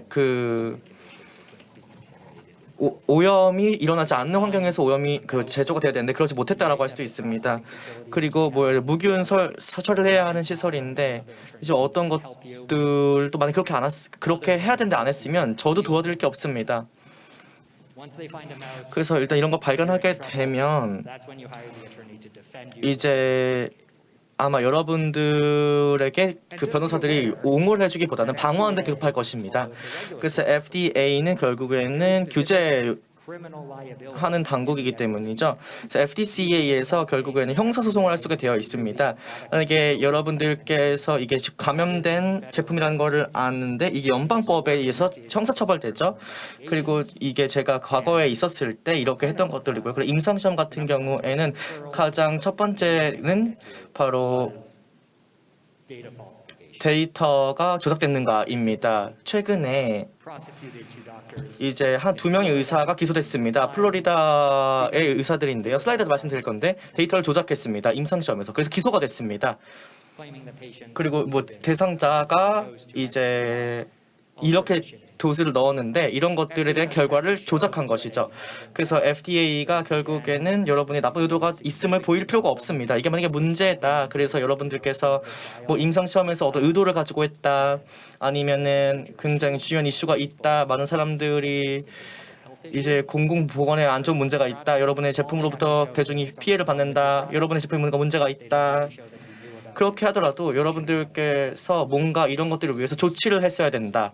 그래서 이런 것들을 밝혀야지 그래야 됩니다. 미국 법원에서 많은 FDA 관련 소송이 많습니다. 그리고 항상 이런 얘기를 하죠. 이제 전반적으로 사람들을 보호하기 위해서 넓게 해석됩니다. 왜냐하면 이제 기업이 어떤 제공을 하는데 대중들은 이해를 못하죠. 그런 경우가 있습니다. 제약 기업들이 내가 13년 동안 있는데 제가 법률인이죠. 그런데 제가 과학자는 아니잖아요. 그래서 제가 잘 몰라요. 결국엔 작용 규정 모릅니다. 사스 이야기하죠. 그럼 제가 금방 까먹어 버립니다. 대중들도 결국에는 과학적인 결정 내릴 때 정보를 알지 못하고 내립니다. 여러분 제품이 안전한지 아닌지 모릅니다. 그래서 여러분은 반드시 여러분의 입장에서 안전성을 보장해 줘야 됩니다. 또 이제 결국에는 GMP 같은 경우에는 제품을 제어하는 것이지 제어하는 것이 아니라 공정을 제어하는 것입니다. 최근에 제가 아까 말씀을 드렸듯 CDMO와 협업을 하고 그러면 이제 법에 굉장히 명확하게 명시되어 있습니다. 그리고 결국에는 FDA의 집행에는 변화가 없습니다. 항상 여러분들께서 이제 하청업체를 쓴다든지 이런 것들을 관리 감독하는 게 여러분의 목적입니다. 이게 바로 결국은 FDA가 이렇게 하도록 여러분들에게 원하는 것이죠. 자, 가장 큰 원칙과 여러분께 신경 써야 하는 부분은 바로 GMP에 관해서는 이제 제품과 관련이 없다라는 것이죠. 특정 제품과는 관련이 없습니다. 여러분이 제조하는 제품과 관련이 없습니다. 결국에는 공정에 관심이 있는 것이죠. 그래서 여러분들께서 제품을 만약에 테스트할 때 컴플라이언스를 안 지켰다. 그리고 FDA가 봤을 때 이런 제품 결과를 보면 결국 최종적인 안전 지침의 경우에는 너 지금 공정에 뭔가 문제가 있다라고 판단을 해버리죠. 만약에 여러분들께서 이 테스트 결과를 하고 제품을 이제 출시했다. 근데 테스트 결과가 어떻게 제품이 공정이 제조가 됐는지 말해주지 않는다. 아니면 테스트를 결과를 말했는데 이제 제조 상품이 뭔가 이런 것도 테스트하고 리뷰도 하고 프로토콜 방법 또 이탈 등등등을 표시되어 있다. 그렇게 되면 reject every batch you make. 모든 여러 만든 배치를 다 이제 무시하지 마십시오. 잘못된 실수 있잖아요. 그런데 이게 스펙을 맞춘다고 맞춘 배치를 이제 공개하십시오. 그래서 Understand 이제 이 제조 공정에서 manufacturing 이 제조 이슈가 아마 제품 영향을 미칠 수 있다. 단순히 이게 그런 것도 이해하기 위한 것이죠. and again API 그리고 이제 API 혹은 원료 의약품 같은 경우에는 FDA가 아까 논의했듯이 이제 제한된 권한을 법에서 가지고 있습니다. 그래서 법에서 GMP 규정을 이제 API에는 적용하지 않고 있습니다. 의약품만 적용을 하고 있죠. 근데 API 같은 경우에는 결론적인 GMP에 포함이 됩니다. 왜냐하면은 이제 완제 의약품의 일부가 되기 때문이죠. 그래서 결국에는 이 API 같은 경우는 완제 의약품 영향을 미치죠. API 공정법에 따라서요. 그렇기 때문에 여러분들께서 이 생산 과정에서 API 공정도 신경을 써야 되는 것입니다. 더 혁신 의약품일수록 FDI 같은 경우에서 우려하는 부분이 그 중간재입니다. 그래서 여러분들께서 여러분 의약 물질을 살펴보기 전에 어떤 문서가 있는지 뭐 벡터를 사용한다 그러면 이 벡터가 이제 DMF에 사용이 된다 아니면 컴플라이언스를 데펙터에서 살펴보고 it's become the 그러고 나서 의약품의 물질을 사용하셔야 됩니다. and again 그리고 the levels as the product gets more 이제 제품이 complex 더욱더 복잡해지고 규제도 당연히 복잡해질 수밖에 없겠죠. 뭐 기초 의약품 뭐 그다음에 생물학적 제재 같은 경우에는 그 21 CFR의 600에 680에 적용을 받습니다. 결국엔 여러분의 제품 타입에 대해서 적용을 다르게 받게 됩니다. and just remember that 그리고 여러분 기억하셔야 될 건 GMP는 결국에는 모든 것에 관련된 것인 거죠. 제조와 관련된 모든 것들 GMP 뭐 장비뿐만 아니라 배치 생산뿐만 아니라 퀄리티 컨트롤 그다음에 이제 unlike Europe 인력 자격 요건 그리고 뭐 저런 사람들이 반드시 특정한 뭐 꼭 졸업장 있어야 된다. 이런 것들을 통해 이런 것들이 있어야 됩니다. 그래서 사람들이 인력이 자격이 된다는 것을 꼭 보여줘야 하는 것도 GMP의 일부입니다. and it goes from the building you're in 그리고 여러분의 뭐 건물이라든지 아니면 원자재라든지 이런 것들이 다 GMP에 포함이 되는 것이죠. the other thing to remember is 그런데 이제 여러분도 기억하실 게 FDA가 prescribing everything you have 모든 것들 뭘 해라 이렇게 정해놓지 않습니다. 여러분들에게 권한을 줘서 여러분 제품에 어떤 것이 적용될 수 있는지를 찾아보기를 원합니다. so again 그래서 다시 말씀드리면 이제 사람들이 functions 뭐 예를 들어서 이런 것들을 해야만 이런 것 하기 위해서는 교육을 받아야 돼. 뭐 2년간의 트레이닝을 받아야 돼. 근데 이런 것도 여러분의 결국에는 재량입니다. 그 과업을 제대로 수행할 수만 있기만 하면요. to GMP regulations 그래서 이제 GMP 규제에 대해서 말씀을 드리고 있는데 all sorts of legal issues 뭐 법률 관련 이슈라든지 이런 것들이 GMP에 지키지 않아서 이런 경우가 많습니다. 뭐 제품 개발에서의 주요 핵심 문제는 FDA가 여러분의 제품을 승인할 것이냐 아니면 승인을 미룰 것이냐입니다. 그래서 여러분들께서 GMP 컴플라이언스를 보여주고 뭐 혹시 여러분의 임상 매니팩처링 사이트에 잘못된 인스펙션이 있었다라고 이런 것들을 하게 되면 FDA가 이를 따라서 승인을 하게 되는 것이죠. 아니면 뭐 여러분의 신청을 기각할 수도 있습니다. one thing that is important 네, 한 가지 중요한 사실을 말씀드리도록 하겠습니다. 지금 15일 정도만 기간을 두고 응대를 할 수가 있다는 것입니다. 그래서 CDMO와 함께 품질과 관련된 계약을 할 때 이 부분을 염두에 두시기 바랍니다. you want to understand 여러분들은 how they're doing 어떻게 CDMO들이 대응을 하는지 그리고 여러분들은 어떤 대응에 대해서 검토를 할 권한이 있는지 여기에서 개입할 권한이 있는지를 파악하실 필요가 있습니다. 제가 지금 companies 기업을 대신해서 응답을 하는 경우도 있는데요. 15일 이내에 응답을 하기가 굉장히 어렵습니다. 15 영업일이라고 했을 때 한 일주일 내에 모든 것들을 대화해서 알아내야 합니다. 그리고 나서 이걸 작성하는데 10일밖에 남지 않습니다. 더 나아가서 여러분들이 CDMO다라고 하면 여러분들이 7일 내에 모든 것들을 한 다음에 고객들에게 정보를 받아서 최종적으로 제품에 반영을 해야 됩니다.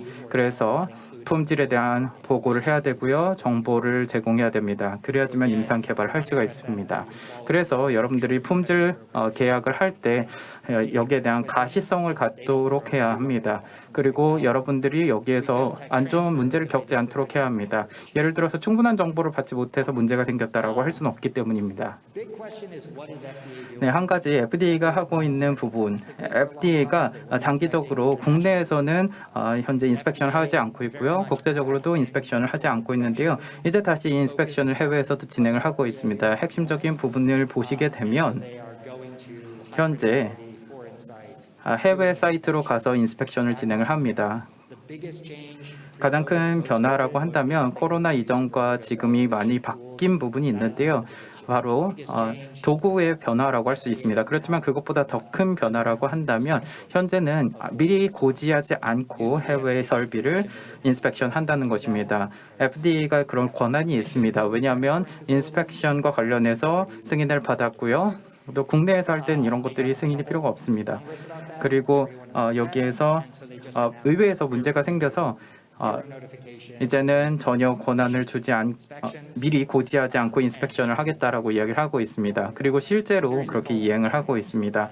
고객한테 이런 전화를 받는 경우가 있습니다. FDA가 갑자기 나타났다는 것입니다. 그리고 모든 사람들이 이제 금요일이 됐는데 갑자기 월요일 날 인스펙션을 하겠다라고 연락을 하는 경우가 있습니다. 그래서 금요일 12시에 연락을 받고서 바로 FDA가 연락을 준 다음에 바로 오는 경우가 있습니다. 그래서 FDA가 오기 전에 모든 것들을 닦아놔야 되는 그런 경우도 있었습니다. FDA 인스펙션을 받게 되면 걱정하지 마시기 바랍니다.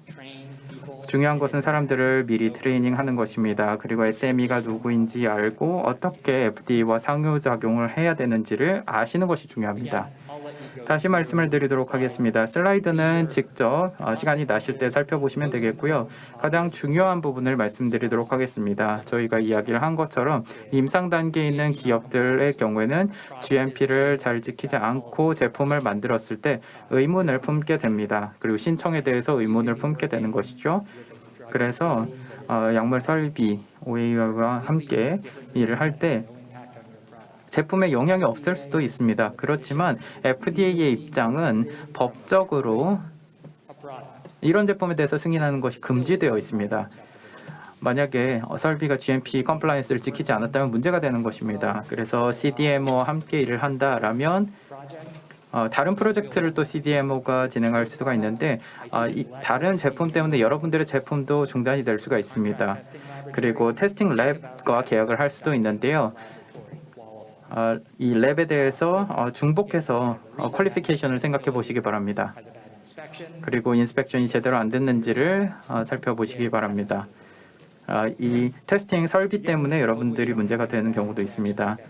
FDA와 문제가 없길 바라지만 FDA와 문제가 있을 경우에는 우리 제품에 무슨 영향이 있는지를 빨리 파악하는 것이 중요합니다. 테스팅 랩에서 FDA가 찾아왔다는 것을 연락받아야 합니다. 그리고 여러분들은 어떻게 FDA와 연락을 해서 신속하게 퀄리피케이션을 하고 테스팅 설비를 옮길 수 있는지도 생각을 해보시기 바랍니다.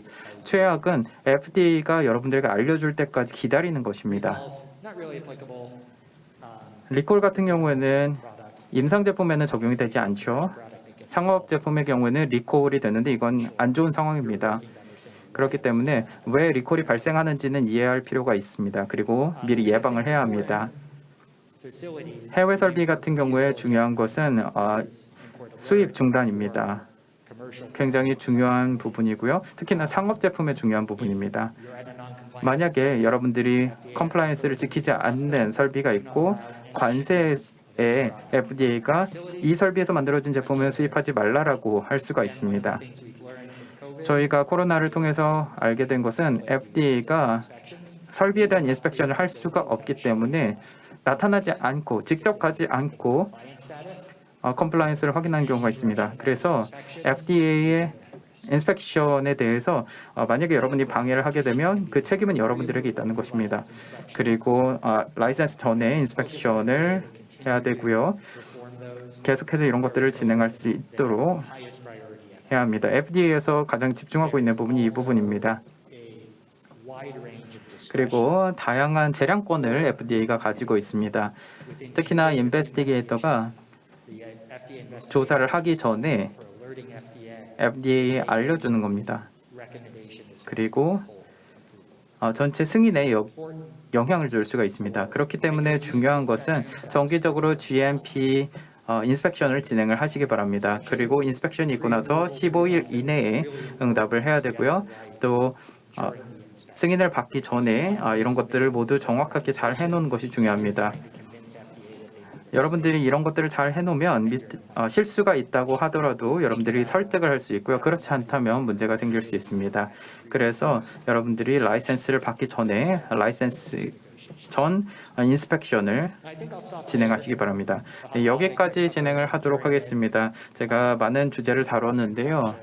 오해도 있고요. 임상 데이터에 관한 부분도 있습니다. 그리고 무결성에 대한 부분도 있고요. FDA가 정말 집중하고 있는 부분입니다.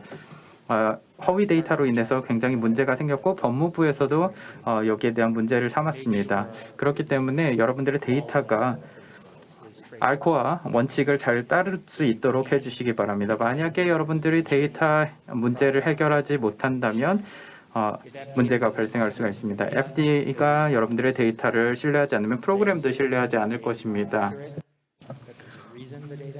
데이터가 조작이 됐다는 이유가 있다, 아니면은 조정이 됐다. 그렇게 되면 여러분들께서는 여러분 제품이 의도대로 되지 않았다라고 의심할 수밖에 없습니다. 가장 중요한 것은 결국 여러분의 데이터를 보여주고, 특히 여러분들께 라이센싱을 학계로부터 받았다, 아니면 연구소로부터 받았다. 그럴 때는 결국에는 여러분들이 이제 교수님에게 이제 해서 연구를 계속 진행하면서 GLP 원칙을 고수했는가? 근데 이게 결국에는 그 학계에서 인정하고 있는 랩 수준, 그 요건을 한 것이 아니라 GLP를 지켜야 됩니다. 이렇게 문서화해서 엑셀 다큐멘트로 했을 때 이게 데이터가 빠질 수도 있습니다. 그래서 이런 경우에 여러분들께서 데이터는 여러분이 통제를 하셔야 됩니다. 자, 이 정도로 말씀을 마무리하고, 제가 좀 길게 했는지 모르겠어요. 질문을 가능한지 모르겠네요. 시간이.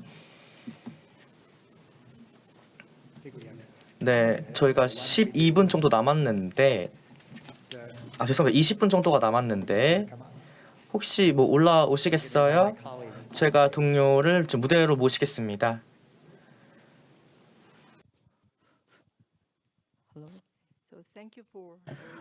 우선 굉장히 흥미로운 발표 감사드립니다. 사실 모든 가이드라인 FDA가 취하고 있는 것들을 잘 설명해 주셨는데요. 제가 생각했을 때 여러분들의 설명을 통해서 FDA에 대해서 잘 알게 되었습니다. 굉장히 합당하다라는 생각이 됐고요. 그리고 함께 협업을 하고 싶어졌는데요. 굉장히 좀 안심이 되었습니다. 제 질문이 아마 사실 여러분들께서 전문 지식을 요하는 건 아닐 것 같은데요. 궁금했습니다. 이러한 경우에 중국에서 단순히 자신들의 제품을 자치국에서 개발하는 것이 아니라 이제 세계화로 지금 손을 뻗치고 있는데, 그럼 이제 글로벌 CMO가 굉장히 자신의 시설에서 이제 적용을 하려고 하는데, 이러한 경우에 그러면 모든 것들 글로벌 레벨 수준에서 중국이 하고 있는지, 그래서 거기서 생산된 제품이 중국 데이터를 가지고 아직은 시판이 되지 않을 수도 있지만 결국에는 우리가 삼성을 중국의 데이터를 가지고 미국에서 진행할 수 있는지요? 네, 정말 좋은 질문이라고 생각을 합니다. 그리고 사실 국제적인 규제에 대한 거죠. GMP 같은 경우에는 계속 노력을 기울여서 글로벌 규제 당국과 함께 GMP 표준화를 하고, 그렇게 되면서 이제 서로 다른 게 있다면 이견을 조율하고 GMP 원칙들을 좀 만들어 가고 있습니다. 그래서 여러분은 특정 규제 당국과 서로 이견을 조율하고 있습니다. FDA 같은 경우에는 당연히 성에 이해하는 협의를 했죠. 그래서 EMA도 마찬가지고요, NHRA도 마찬가지입니다만 그 형태는 그 외의 것은 안 됩니다. 어제는 서로 이제 그 시판 후 GMP 인스펙션에 관해서만 이제 합의가 이루어지고 있습니다. 그래서 한 가지 이슈가 이제 해외 CDMO 같은 경우 얼마나 여러분들께서 이 공정에 대한 신뢰를 얻을 수가 있는가. 일반적으로 보면 대부분 중요한 고려 사항이 되는 게 어떻게 이 글로벌 CDMO가 FDA의 컴플라이언스 GMP를 공정에서 이행했는가입니다. 그래서 이제 미국 시장에 진출하고 싶어 하는 제품을 대상으로 GMP를 얼마나 지켰는가입니다. 만약에 미국 밖에서 하는 임상이다. 그럼 여러분들께서는 아마 이게 GMP 컴플라이언스가 이제 여러분들에서 표적하는 시장 아니면 임상 시험이 진행된 시장에서 맞춰야 되겠지만요. 만약 임상 3상을 미국에서 하고 싶다. 그래서 이 제품을 수출을 미국에서 아까 중국에서 미국으로 하고 싶다. 그러면 FDA 요건을 반드시 충족해야 됩니다. 그래서 결국에는 만약에 이제 매니페스팅 공정을 보고 미국의 GMP에 맞게끔 하셔야 되는 거죠. 그래서 여러분들께서 이제 살펴보아야 되는 것이 문제가 있는 것도 있는 바로 결국에는 이제 배치 레코드에 대한 그 교류입니다. 그래서 이 인스펙션을 할 수 있는가 마는 것도 중요합니다. 중국 같은 경우에는 가장 이제 언어적인 장벽이 가장 힘듭니다. 왜냐하면 굉장히 소수의 시장이죠. 그리고 이제 그 가장 영어가 잘 좀 제조 프로세스에서 통용이 안 되는 몇 안 되는 국가 중에 하나죠. 근데 유럽 국가의 기업 같은 경우에는 영어도 당연히 잘하고 다른 다른 언어를 공정에 사용할 수 있습니다. 그래서 이렇게 돼서 FDA가 리뷰가 좀 쉬워지는데요. 그래서 만약에 여러분의 그 제조업이 이제 번역을 잘 하도록 해야 됩니다. 근데 만약에 그 번역이 잘못되면 당연히 딜레이가 있겠죠. 그런데 지금 상황으로는 어떠한 규제 사항도 없습니다. 임상 3상이 만약에 이루어지고 제조가 FDA GMP를 준수한다. 그런데 만약에 임상 시험이 미국에서 일어나지 않는다. 그런데 여러분들께서 이렇지 하더라도 인간 대상으로 하는 연구 보호를 미국 내에서 하지 않더라도 하셔야 되겠죠. 그래서 결국에는 이 임상 시험이 잘 적절하게 조정됐다고 보셔야 됩니다. 이런 것들을 테스트하셔야 됩니다. 네, 저희가 청중으로부터 질문을 받고 있는데요. 먼저 조시님 첫 번째 질문 드리도록 하겠습니다. 왜 규제 전략을 조기에 고려하는 것이 특히나 파트너 거래에서 이것을 생각하는 것이 중요할까요? 규제 전략 같은 경우에는요, 사람들이 이것을 파트너의 일이라고 생각하지 못합니다. 왜냐하면 이미 상업화를 해봤기 때문입니다. 그런데 점점 더 이것이 라이센스를 가지고 있는 사람으로서 여러분들이 생각을 해야 하는 것입니다. 어떤 전략을 취할 것인가가 중요한 것이죠. 그리고 점점 더 이것이 중요한 이슈가 되고 있는데요. 특히나 만약에 플랫폼 기술을 가지고 있으신 경우에는 여러분들의 기업들이 다양한 제품들을 여기에서 만들기 원할 겁니다. 만약에 여러분들의 치료법이 다른 치료법과 병용으로 사용된다, PD-1과 PD-L1 체크포인트 이니비터를 사용한다라고 했을 때 의사결정을 내려야겠죠. 임상시험 프로토콜과 관련해서 그리고 테스팅과 관련해서 임상시험을 진행할 때 안전성을 러닝할 것인가, 예를 들어서 페이즈 1상과 관련된 제품이 2개가 있고 2상과 관련된 제품이 있을 때 안전성과 관련해서 이것을 독립적인 치료로 사용할 것인가 아니면 병용 치료를 할 것인가 결정을 해야 될 겁니다. 이것이 모두 안전성과 관련이 있는데요. 이것이 하나의 선리가 될 수가 있습니다. 규제 전략 그리고 개발 전략이 어떻게 진행될 것인가의 선례가 될 수가 있는 것이죠. 그리고 후속 제품에도 영향을 줄 수가 있습니다. 예를 들어서 그 다음 조합이 또 만들어지게 될 텐데 동일한 조합일 수도 있고 그렇지만 적응증을 바꿔서 다른 파트너와도 일을 할 수가 있습니다. 그리고 약을 바꿔서 여러분들의 약이 그 파트너들과 함께 사용이 될 수도 있고요. 그러니까 이런 이슈들이 앞으로 점점 더 복잡해지게 될 것이고 제품 개발에도 복잡성을 더하게 됩니다. 그렇기 때문에 여러분들이 조기에 생각하는 것이 중요합니다. 그리고 이를 통해서 속도를 낼 수가 있고요. 지금 발표에서도 이야기가 나왔습니다만 요건들에 대해서 이해하는 것이 중요합니다.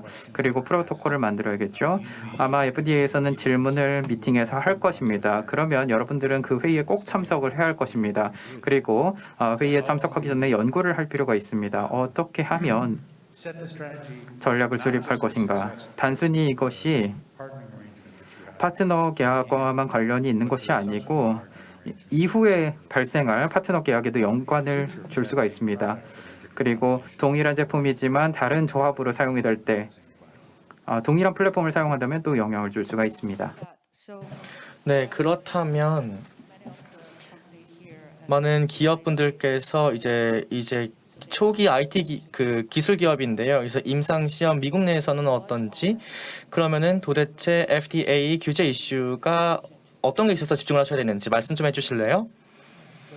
네, 우선 여러분들께서 여러분의 임상 시험을 미국에서 진행하고 싶어한다. 뭐 사실 좋은 생각이기도 합니다. 왜냐하면 FDA가 굉장히 구려하는 게 다 임상시험의 다양성이기 때문이죠. 여러분들께서 증명해야 되는 게 이제 시험군 임상시험에 어떤 시험군이 참가하는가입니다. 그리고 결국에는 저희가 미국 내에 있는 것만큼이나 다양성을 갖고 있을까봐 우려합니다. 그래서 사람들이 이제 피벗 연구라고 하는 것을 하는데 미국 내에서 하는 경우, 그리고 이제 미국에 센터가 있다 이런 경우에는 아마 다양한 센터, 그러니까 미국에서 하는 게 아니라 다양한 국가의 센터가 있을 수가 있죠. 근데 뭐 그 중에 일부는 미국 기반일 수가 있습니다. 그래서 결국에는 여러분께서 고려하셔야 하는 부분은 이제 여러분께서 특히 외국 기업인 경우 반드시 이해해야 하는 부분은 미국 시장과 여러분의 시장과 차이입니다. 그래서 여러분들께서 결국은 이러한 임상에 대한 적절한 관리 감독을 어떻게 해야 하는가입니다. 종종 외국 기업 같은 경우에는 이제 임상 시험 수행을 외주를 주고요.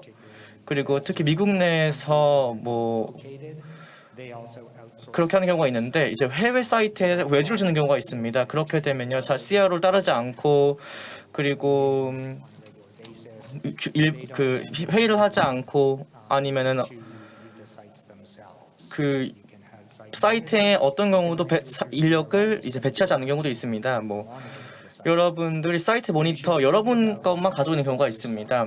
근데 결국에는 이런 게 다 관리 감독의 것이죠. 미국 이런 것들을 좀 증명할 수가 있어야 되고, 여러분들께서 만약 임상 시험을 미국에서 하실 때는 뭐 아니면 여러분 국가가 아닌 외국에서 하실 때 중요합니다. 그리고 몇 가지 기업들이 한국에서도 기존에 마찬가지고요. 저희가 목도했던 게 있습니다. 이제 많은 한국 기업들이 많은 임상을 하고 있다라는 것이죠. 그리고 이제 뭐 아주 작은 팀이지만 이 작은 팀을 미국 내에서 구축을 한다라고 했을 때 이제 아마 이제 미국 자사라든지 아니면은 뭐 전문가라든지 이런 것들을 고용을 해서 여러분들께서 이제 관리 감독을 지시하는 것들을 도움을 받는 거죠. 그다음 CRO나 CDMO 같은 경우에 이제 임상 시험에서 중요하게 되겠죠. 굉장히 강력한 툴이라고 생각을 합니다. 왜냐하면 여러분들께서 이제 여러분이 직접 이제 프로젝트에 대해서 관리 감독을 하실 수가 있기 때문입니다. 여러분의 두 눈으로요. 좋은 관행이라고 생각을 하고요. 더 많은 것들이 일어나면 좋겠죠. 아주 좋은 포인트라고 생각을 하는데요.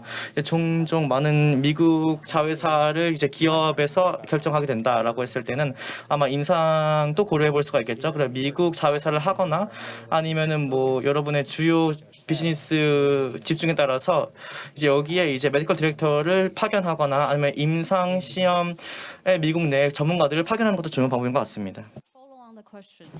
후속 질문 드리도록 하겠습니다. CRO, CDMO 기업들을 사용을 한다면 FDA 인스펙션을 받게 될 텐데요.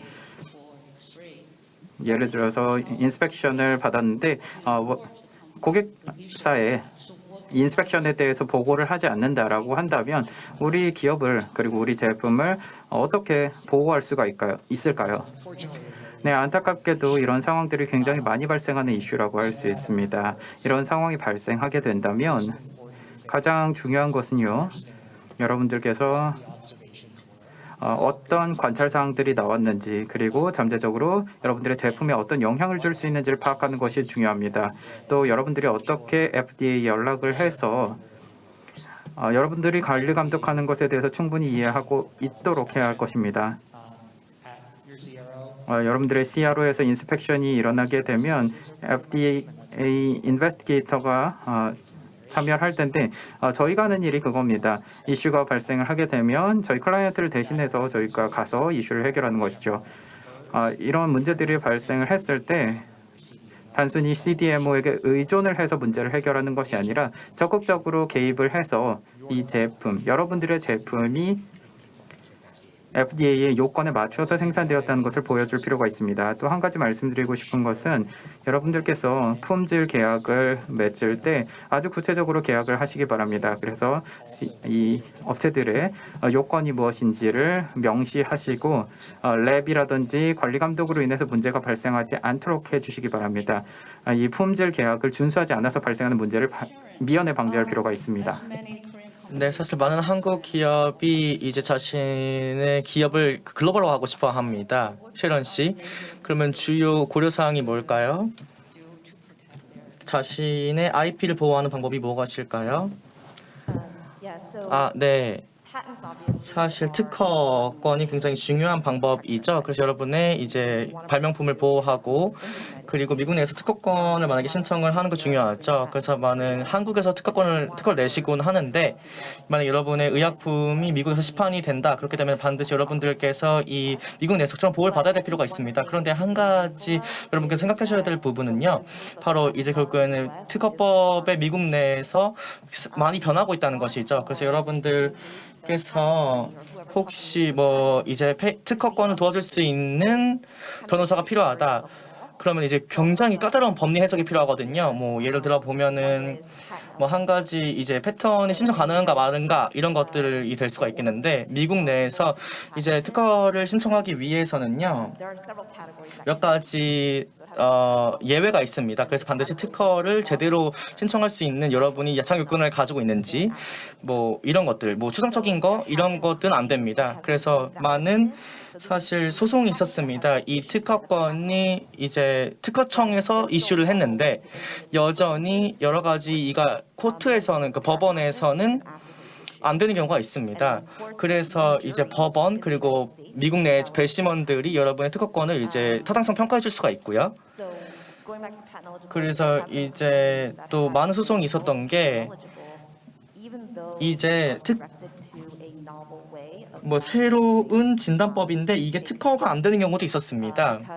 왜냐하면 이제 특정 항체가 결국은 자연에서 발생하는 것이고 그리고 이 항체와 그리고 조건 간의 그 링크가 자연적으로 발생하는 거였기 때문이죠. 그래서 어느 누구도 이러한 발견을 하지 않았음에도 불구하고 그리고 이거 정말 신약이야 라고 모두가 혀를 내둘러도 법원에서는 이 특허권을 인정하지 않을 수가 있습니다. 왜냐하면 이게 결국은 자연의 법칙에서 일어나는 것이기 때문입니다. 이게 결국에는 여러분께서 고려해야 되시는 그 특허권법입니다. 그래서 여러분께서 반드시 뭐 여러분들께서 이 법을 잘 아시고 여러분의 특허를 잘 이해를 하시고 그렇게 함으로써 이러한 소송이 휘말리지 않도록 해야 됩니다. 그리고 또 한 가지 부분이 있는데요. 이제 미국의 최고법원에서 내린 것인데요. 대법원에서 내린 것인데요. 그래서 또 다른 특허를 미국에서 신청하기 위해서는 반드시 여러분의 발명품을 묘사를 해야 됩니다. 그리고 굉장히 세부적으로 묘사를 해야 됩니다. 그래서 뭐 이러한 여러분의 발명품을 이제 실험 없이도 굉장히 승인된 사람이 사용할 수 있어야 됩니다. 그리고 뿐만이 아니라 또 많은 소송들이 진행되고 있다고 말씀을 드렸는데 이제 기술적인 요청도 있습니다. 그래서 뭐 항체가 이제 단백질이 이제 바인딩을 뭐 억제하거나 뭐 붙는 거 이런 것도 포함이 될 수가 있습니다. 그래서 이러한 모든 소송들이 이제 결국에는 어려움이 될 것 같은데 왜냐하면 사실 천재들은 굉장히 엄청난 많은 것들 발명할 수가 있는데 여러분의 스펙 뭐 예를 들어 보면 이런 것들이 있을 수가 있겠죠. 그런데 여러분들께서 이렇게 광범위하게 여러분의 특허권을 주장하더라도 법원에서는 이 일을 기각할 수가 있습니다. 그래서 다시 말씀을 드리면 여러분들께서 이런 좀 미국의 특허권법에 대한 환경을 이해하는 것이 중요하고요. 그리고 이제 서로 다른 법리 해석이 있을 수밖에 없는데 어쨌든 특허에 영향을 미치는 여러 가지 미국의 다른 법들도 고려하시는 것이 중요할 것 같습니다. 네, 감사합니다. 조시님께 질문 하나 더 드리도록 하겠습니다. 전략과 관련해서 플랫폼 기술 그리고 콤비네이션 치료법이 있고요. 또 단일 제품이 있는데 어떻게 다를까요?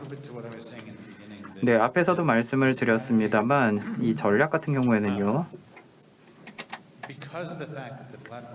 플랫폼 기술 같은 경우에 그리고 복합 치료 같은 경우에는 다른 조합에 또 작용이 될 수가 있습니다. 그렇기 때문에 여러분들은 어떻게 여러분들이 파트너를 통제하는 의사 결정이 새로운 파트너십에도 영향을 줄 수 있는지를 고려할 필요가 있습니다. 물론 이 부분은 사람들이 항상 생각하는 것은 아닙니다. 전반적인 규제 전략만 생각을 하죠. 그런데 점점 더 중요해지는 부분이 바로 이 부분입니다. 특히나 상업화 관련해서요. 저희가 볼 때 현재 전 세계적인 가격 정책과 관련해서 압박이 커지고 있습니다. 그리고 세계 한쪽에서는 가격 정책을 잘 세우고 다른 쪽에서는 다른 전략을 수립하는 경우도 있습니다. 그러니까 여러분들께서 지역의 라이센스를 받을 때 여러분들 스스로 라이센스를 유지하려고 하죠. 그런데 또 다른 예를 들어서 유럽이나 미국에서 또 다른 라이센스를 사용해서 또 상업화를 하려고 하는 경우가 있습니다. 그러면 그 경우에는 가격 결정 같은 경우에 한 지역에서 가격 결정을 내리면 이 제품에 대한 가격이 후속 제품에 또 동일한 플랫폼을 사용하는 다른 제품과 또 다른 지역의 제품에도 영향을 줄 수가 있습니다. 예를 들어 보도록 하겠습니다. 어떤 제품이 있는데요. 세포 조합을 사용을 합니다.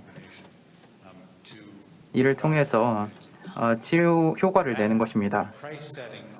그런데 이 세포 치료 제품에 대해서 첫 번째로 가격 책정을 하게 되면 이것이 하나의 한계점이 될 수가 있습니다. 그래서 이후에 조합 제품이 나왔을 때 다른 사람에게 라이센스를 주게 되면 이것이 완전히 다른 조합이고 적응증이 다르다고 하더라도 가격 정책에 영향을 줄 수가 있습니다. 그래서 이 부분이 점점 더 복잡한 영역이 되고 있습니다. 그리고 이 부분에 대해서 명심을 하실 필요가 있습니다. 그래서 주의를 기울이셔야 되는 부분은 여러분들의 파트너를 어떻게 통제할 것인가, 또 여러분들이 어떤 치료제를 만들 때 복합으로 할 때는 주의를 기울일 필요가 있습니다. 또 플랫폼일 경우에도 주의를 기울일 필요가 있습니다. 네, 스컷 씨, 이 질문이 아마 이미 답변을 해줬던 것 같은데요. 한국 기업 CEO에 대한 답변을 해줬던 것 같은데 또 여러분께도 이관할 것 같아 드립니다. 이제 일반적으로 이제 기업들이 사용하는 이제 컨설팅 회사가 있잖아요. 그래서 FDA 이슈를 다루기 위해서 이제 컨설팅을 제공하는 회사와 하는데요. 근데 스컵께서 FDA 규제 변호사시니까요. 그러면은 이제 어떤 부분을 고려해야 될까요? 이 로펌 대신에 컨설팅 펌을 사용하는 거 어떤 거 고려해야 될까요? 네, 정말 중요합니다. 사실 굉장히 여러분 꼭 필요한 것들을 사용해야 됩니다. 사실 일반적으로 컨설턴트한 경우에 굉장히 여러분들께서 도움을 많이 드리죠. 특히 전문 지식이 없을 때 도움을 줄 수 있고, 그리고 여러분을 도와줄 수 있는 사람이 컨설팅 펌이 하는 일이죠. 그리고 대규모로 이제 관리 감독해야 하는 프로젝트가 있다. 그래서 혹시 그 사람이 여러분들에 와서 시간 줄여주고 싶다라고 했을 때 제가 사실 클라이언트와 함께 전략적으로 협업을 하고 있는데요. 여러분들께서 FDA와 만나러 갈 때 혹은 누군가가 FDA의 정책을 잘 이해하고 있고 결정을 내리는 관행을 잘 이해하고 있어야 됩니다. 근데 단순히 어떻게 문제를 발견하는 것에만 전문 지식이 있으면 안 되고 여러분들께서 어떤 것들을 제공을 해야 하는지 잘 아는 사람이 중요합니다. 그리고 사실 정말 다르다고 생각하는 것은 아까도 말씀을 드렸는데요. 제 FDA의 전 인베스티게이터 말을 했는데요. LPQ 정책 위반자였는데 이제 그분 같은 경우는 이제 제조업체 컴플라이언스에 대한 의학 제조업체 컴플라이언스에 대한 전문가였습니다. 결국에는 이런 역할이 필요가 되는 것이죠. 그래서 여러분들께서 전략적인 접근법을 여러분께 제공을 해서 전반적인 개발에 도움을 줄 수가 있다는 것이죠. 여러분이 그리고 성공적으로 가는 디딤돌이 되는 것입니다. 그리고 제 생각에는 가장 최선으로 이제 여러분들께서 그 당시에 했던 이슈들을 좀 해결할 도움을 주는 것 같습니다. 컨설팅 회사 같은 경우가요. 네, 질문이 있는 것 같습니다.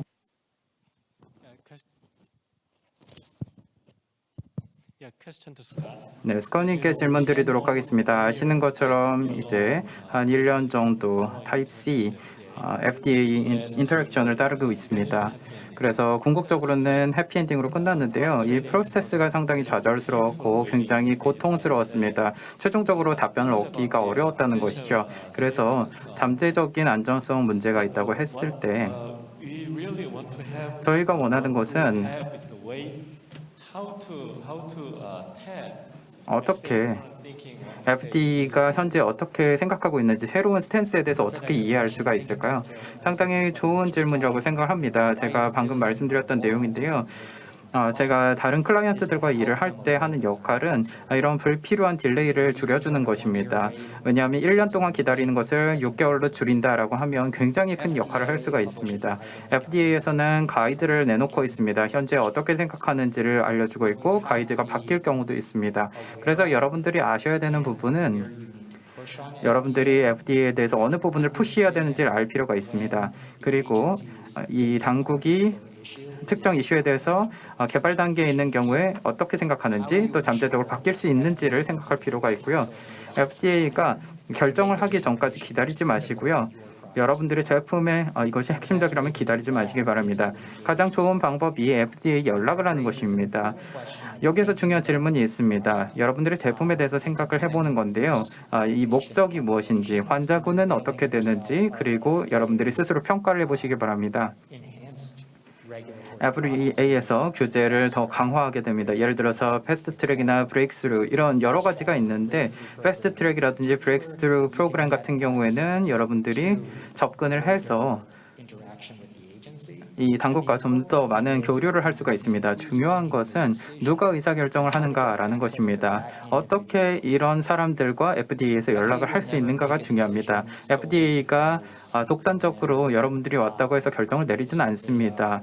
특정 데이터를 가지고 온다고 해서 결정을 내리지는 않습니다. 그렇지만 제대로 커뮤니케이션을 적합한 사람과 할 수가 있습니다. 그리고 메시지를 전달할 수가 있는 것이죠. 그러면 여러분들이 기다려야 되는 시간을 줄일 수가 있습니다. 다시 한번 말씀드리지만 여러분들께서 적합한 사람과 전략적으로 일을 하시기 바랍니다. 그래서 FDA를 이해하는 사람과 일을 해서 누구와 대화를 해야 되는지, 어떻게 이 사람과 연락할 수 있는지를 파악하시기 바랍니다. 또 FDA에서 이슈는 유연성이 없는 것이 문제가 아닙니다. 여러분들이 준비를 할 수가 있기 때문입니다. 만약에 지연이 발생한다라고 하면 자원을 여기에 집중하지 마시고 다른 시장이나 다른 제품에도 집중할 수가 있습니다. 이런 예시가 있는데요. FDA가 클래스 기반으로 해서 결정을 내리는 경우가 있었습니다. FMT가 그 대표적인 예시라고 하겠습니다. 처음에 코로나가 있었을 때 마이크로바이옴 기업들이 굉장히 많았는데 이 기업들이 가이드를 보시게 되면 코로나로 인해서 추가적인 컨트롤을 해야 된다라고 결정을 내렸고 모든 임상 시험들이 다 중단된 경우가 있었습니다. 클래스 전체가 중단된 것이죠. 이런 상황이 처해지면 여러분들이 할 수 있는 것이 없습니다. 이 클래스 전체에 대해서 FDA가 우려를 하고 있기 때문입니다. 그래서 추가적인 데이터가 나올 때까지 기다려야 되는 것이고요.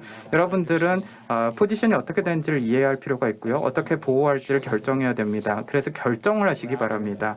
단순히 다른 고객들을 보시게 되면 수년 동안 기다렸다가 저희를 고용하는 경우도 있는데요. 그러지 마시고 조기에 접촉하시고 또 파악을 하시기 바랍니다. 그래서 영향이 어떻게 되는지 아시는 것이 중요합니다.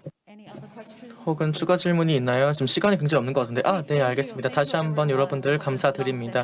오늘 굉장히 긴 세션이었고요. 다시 감사드리고요. 오늘 발표자 패널분들도 감사드립니다. 감사합니다.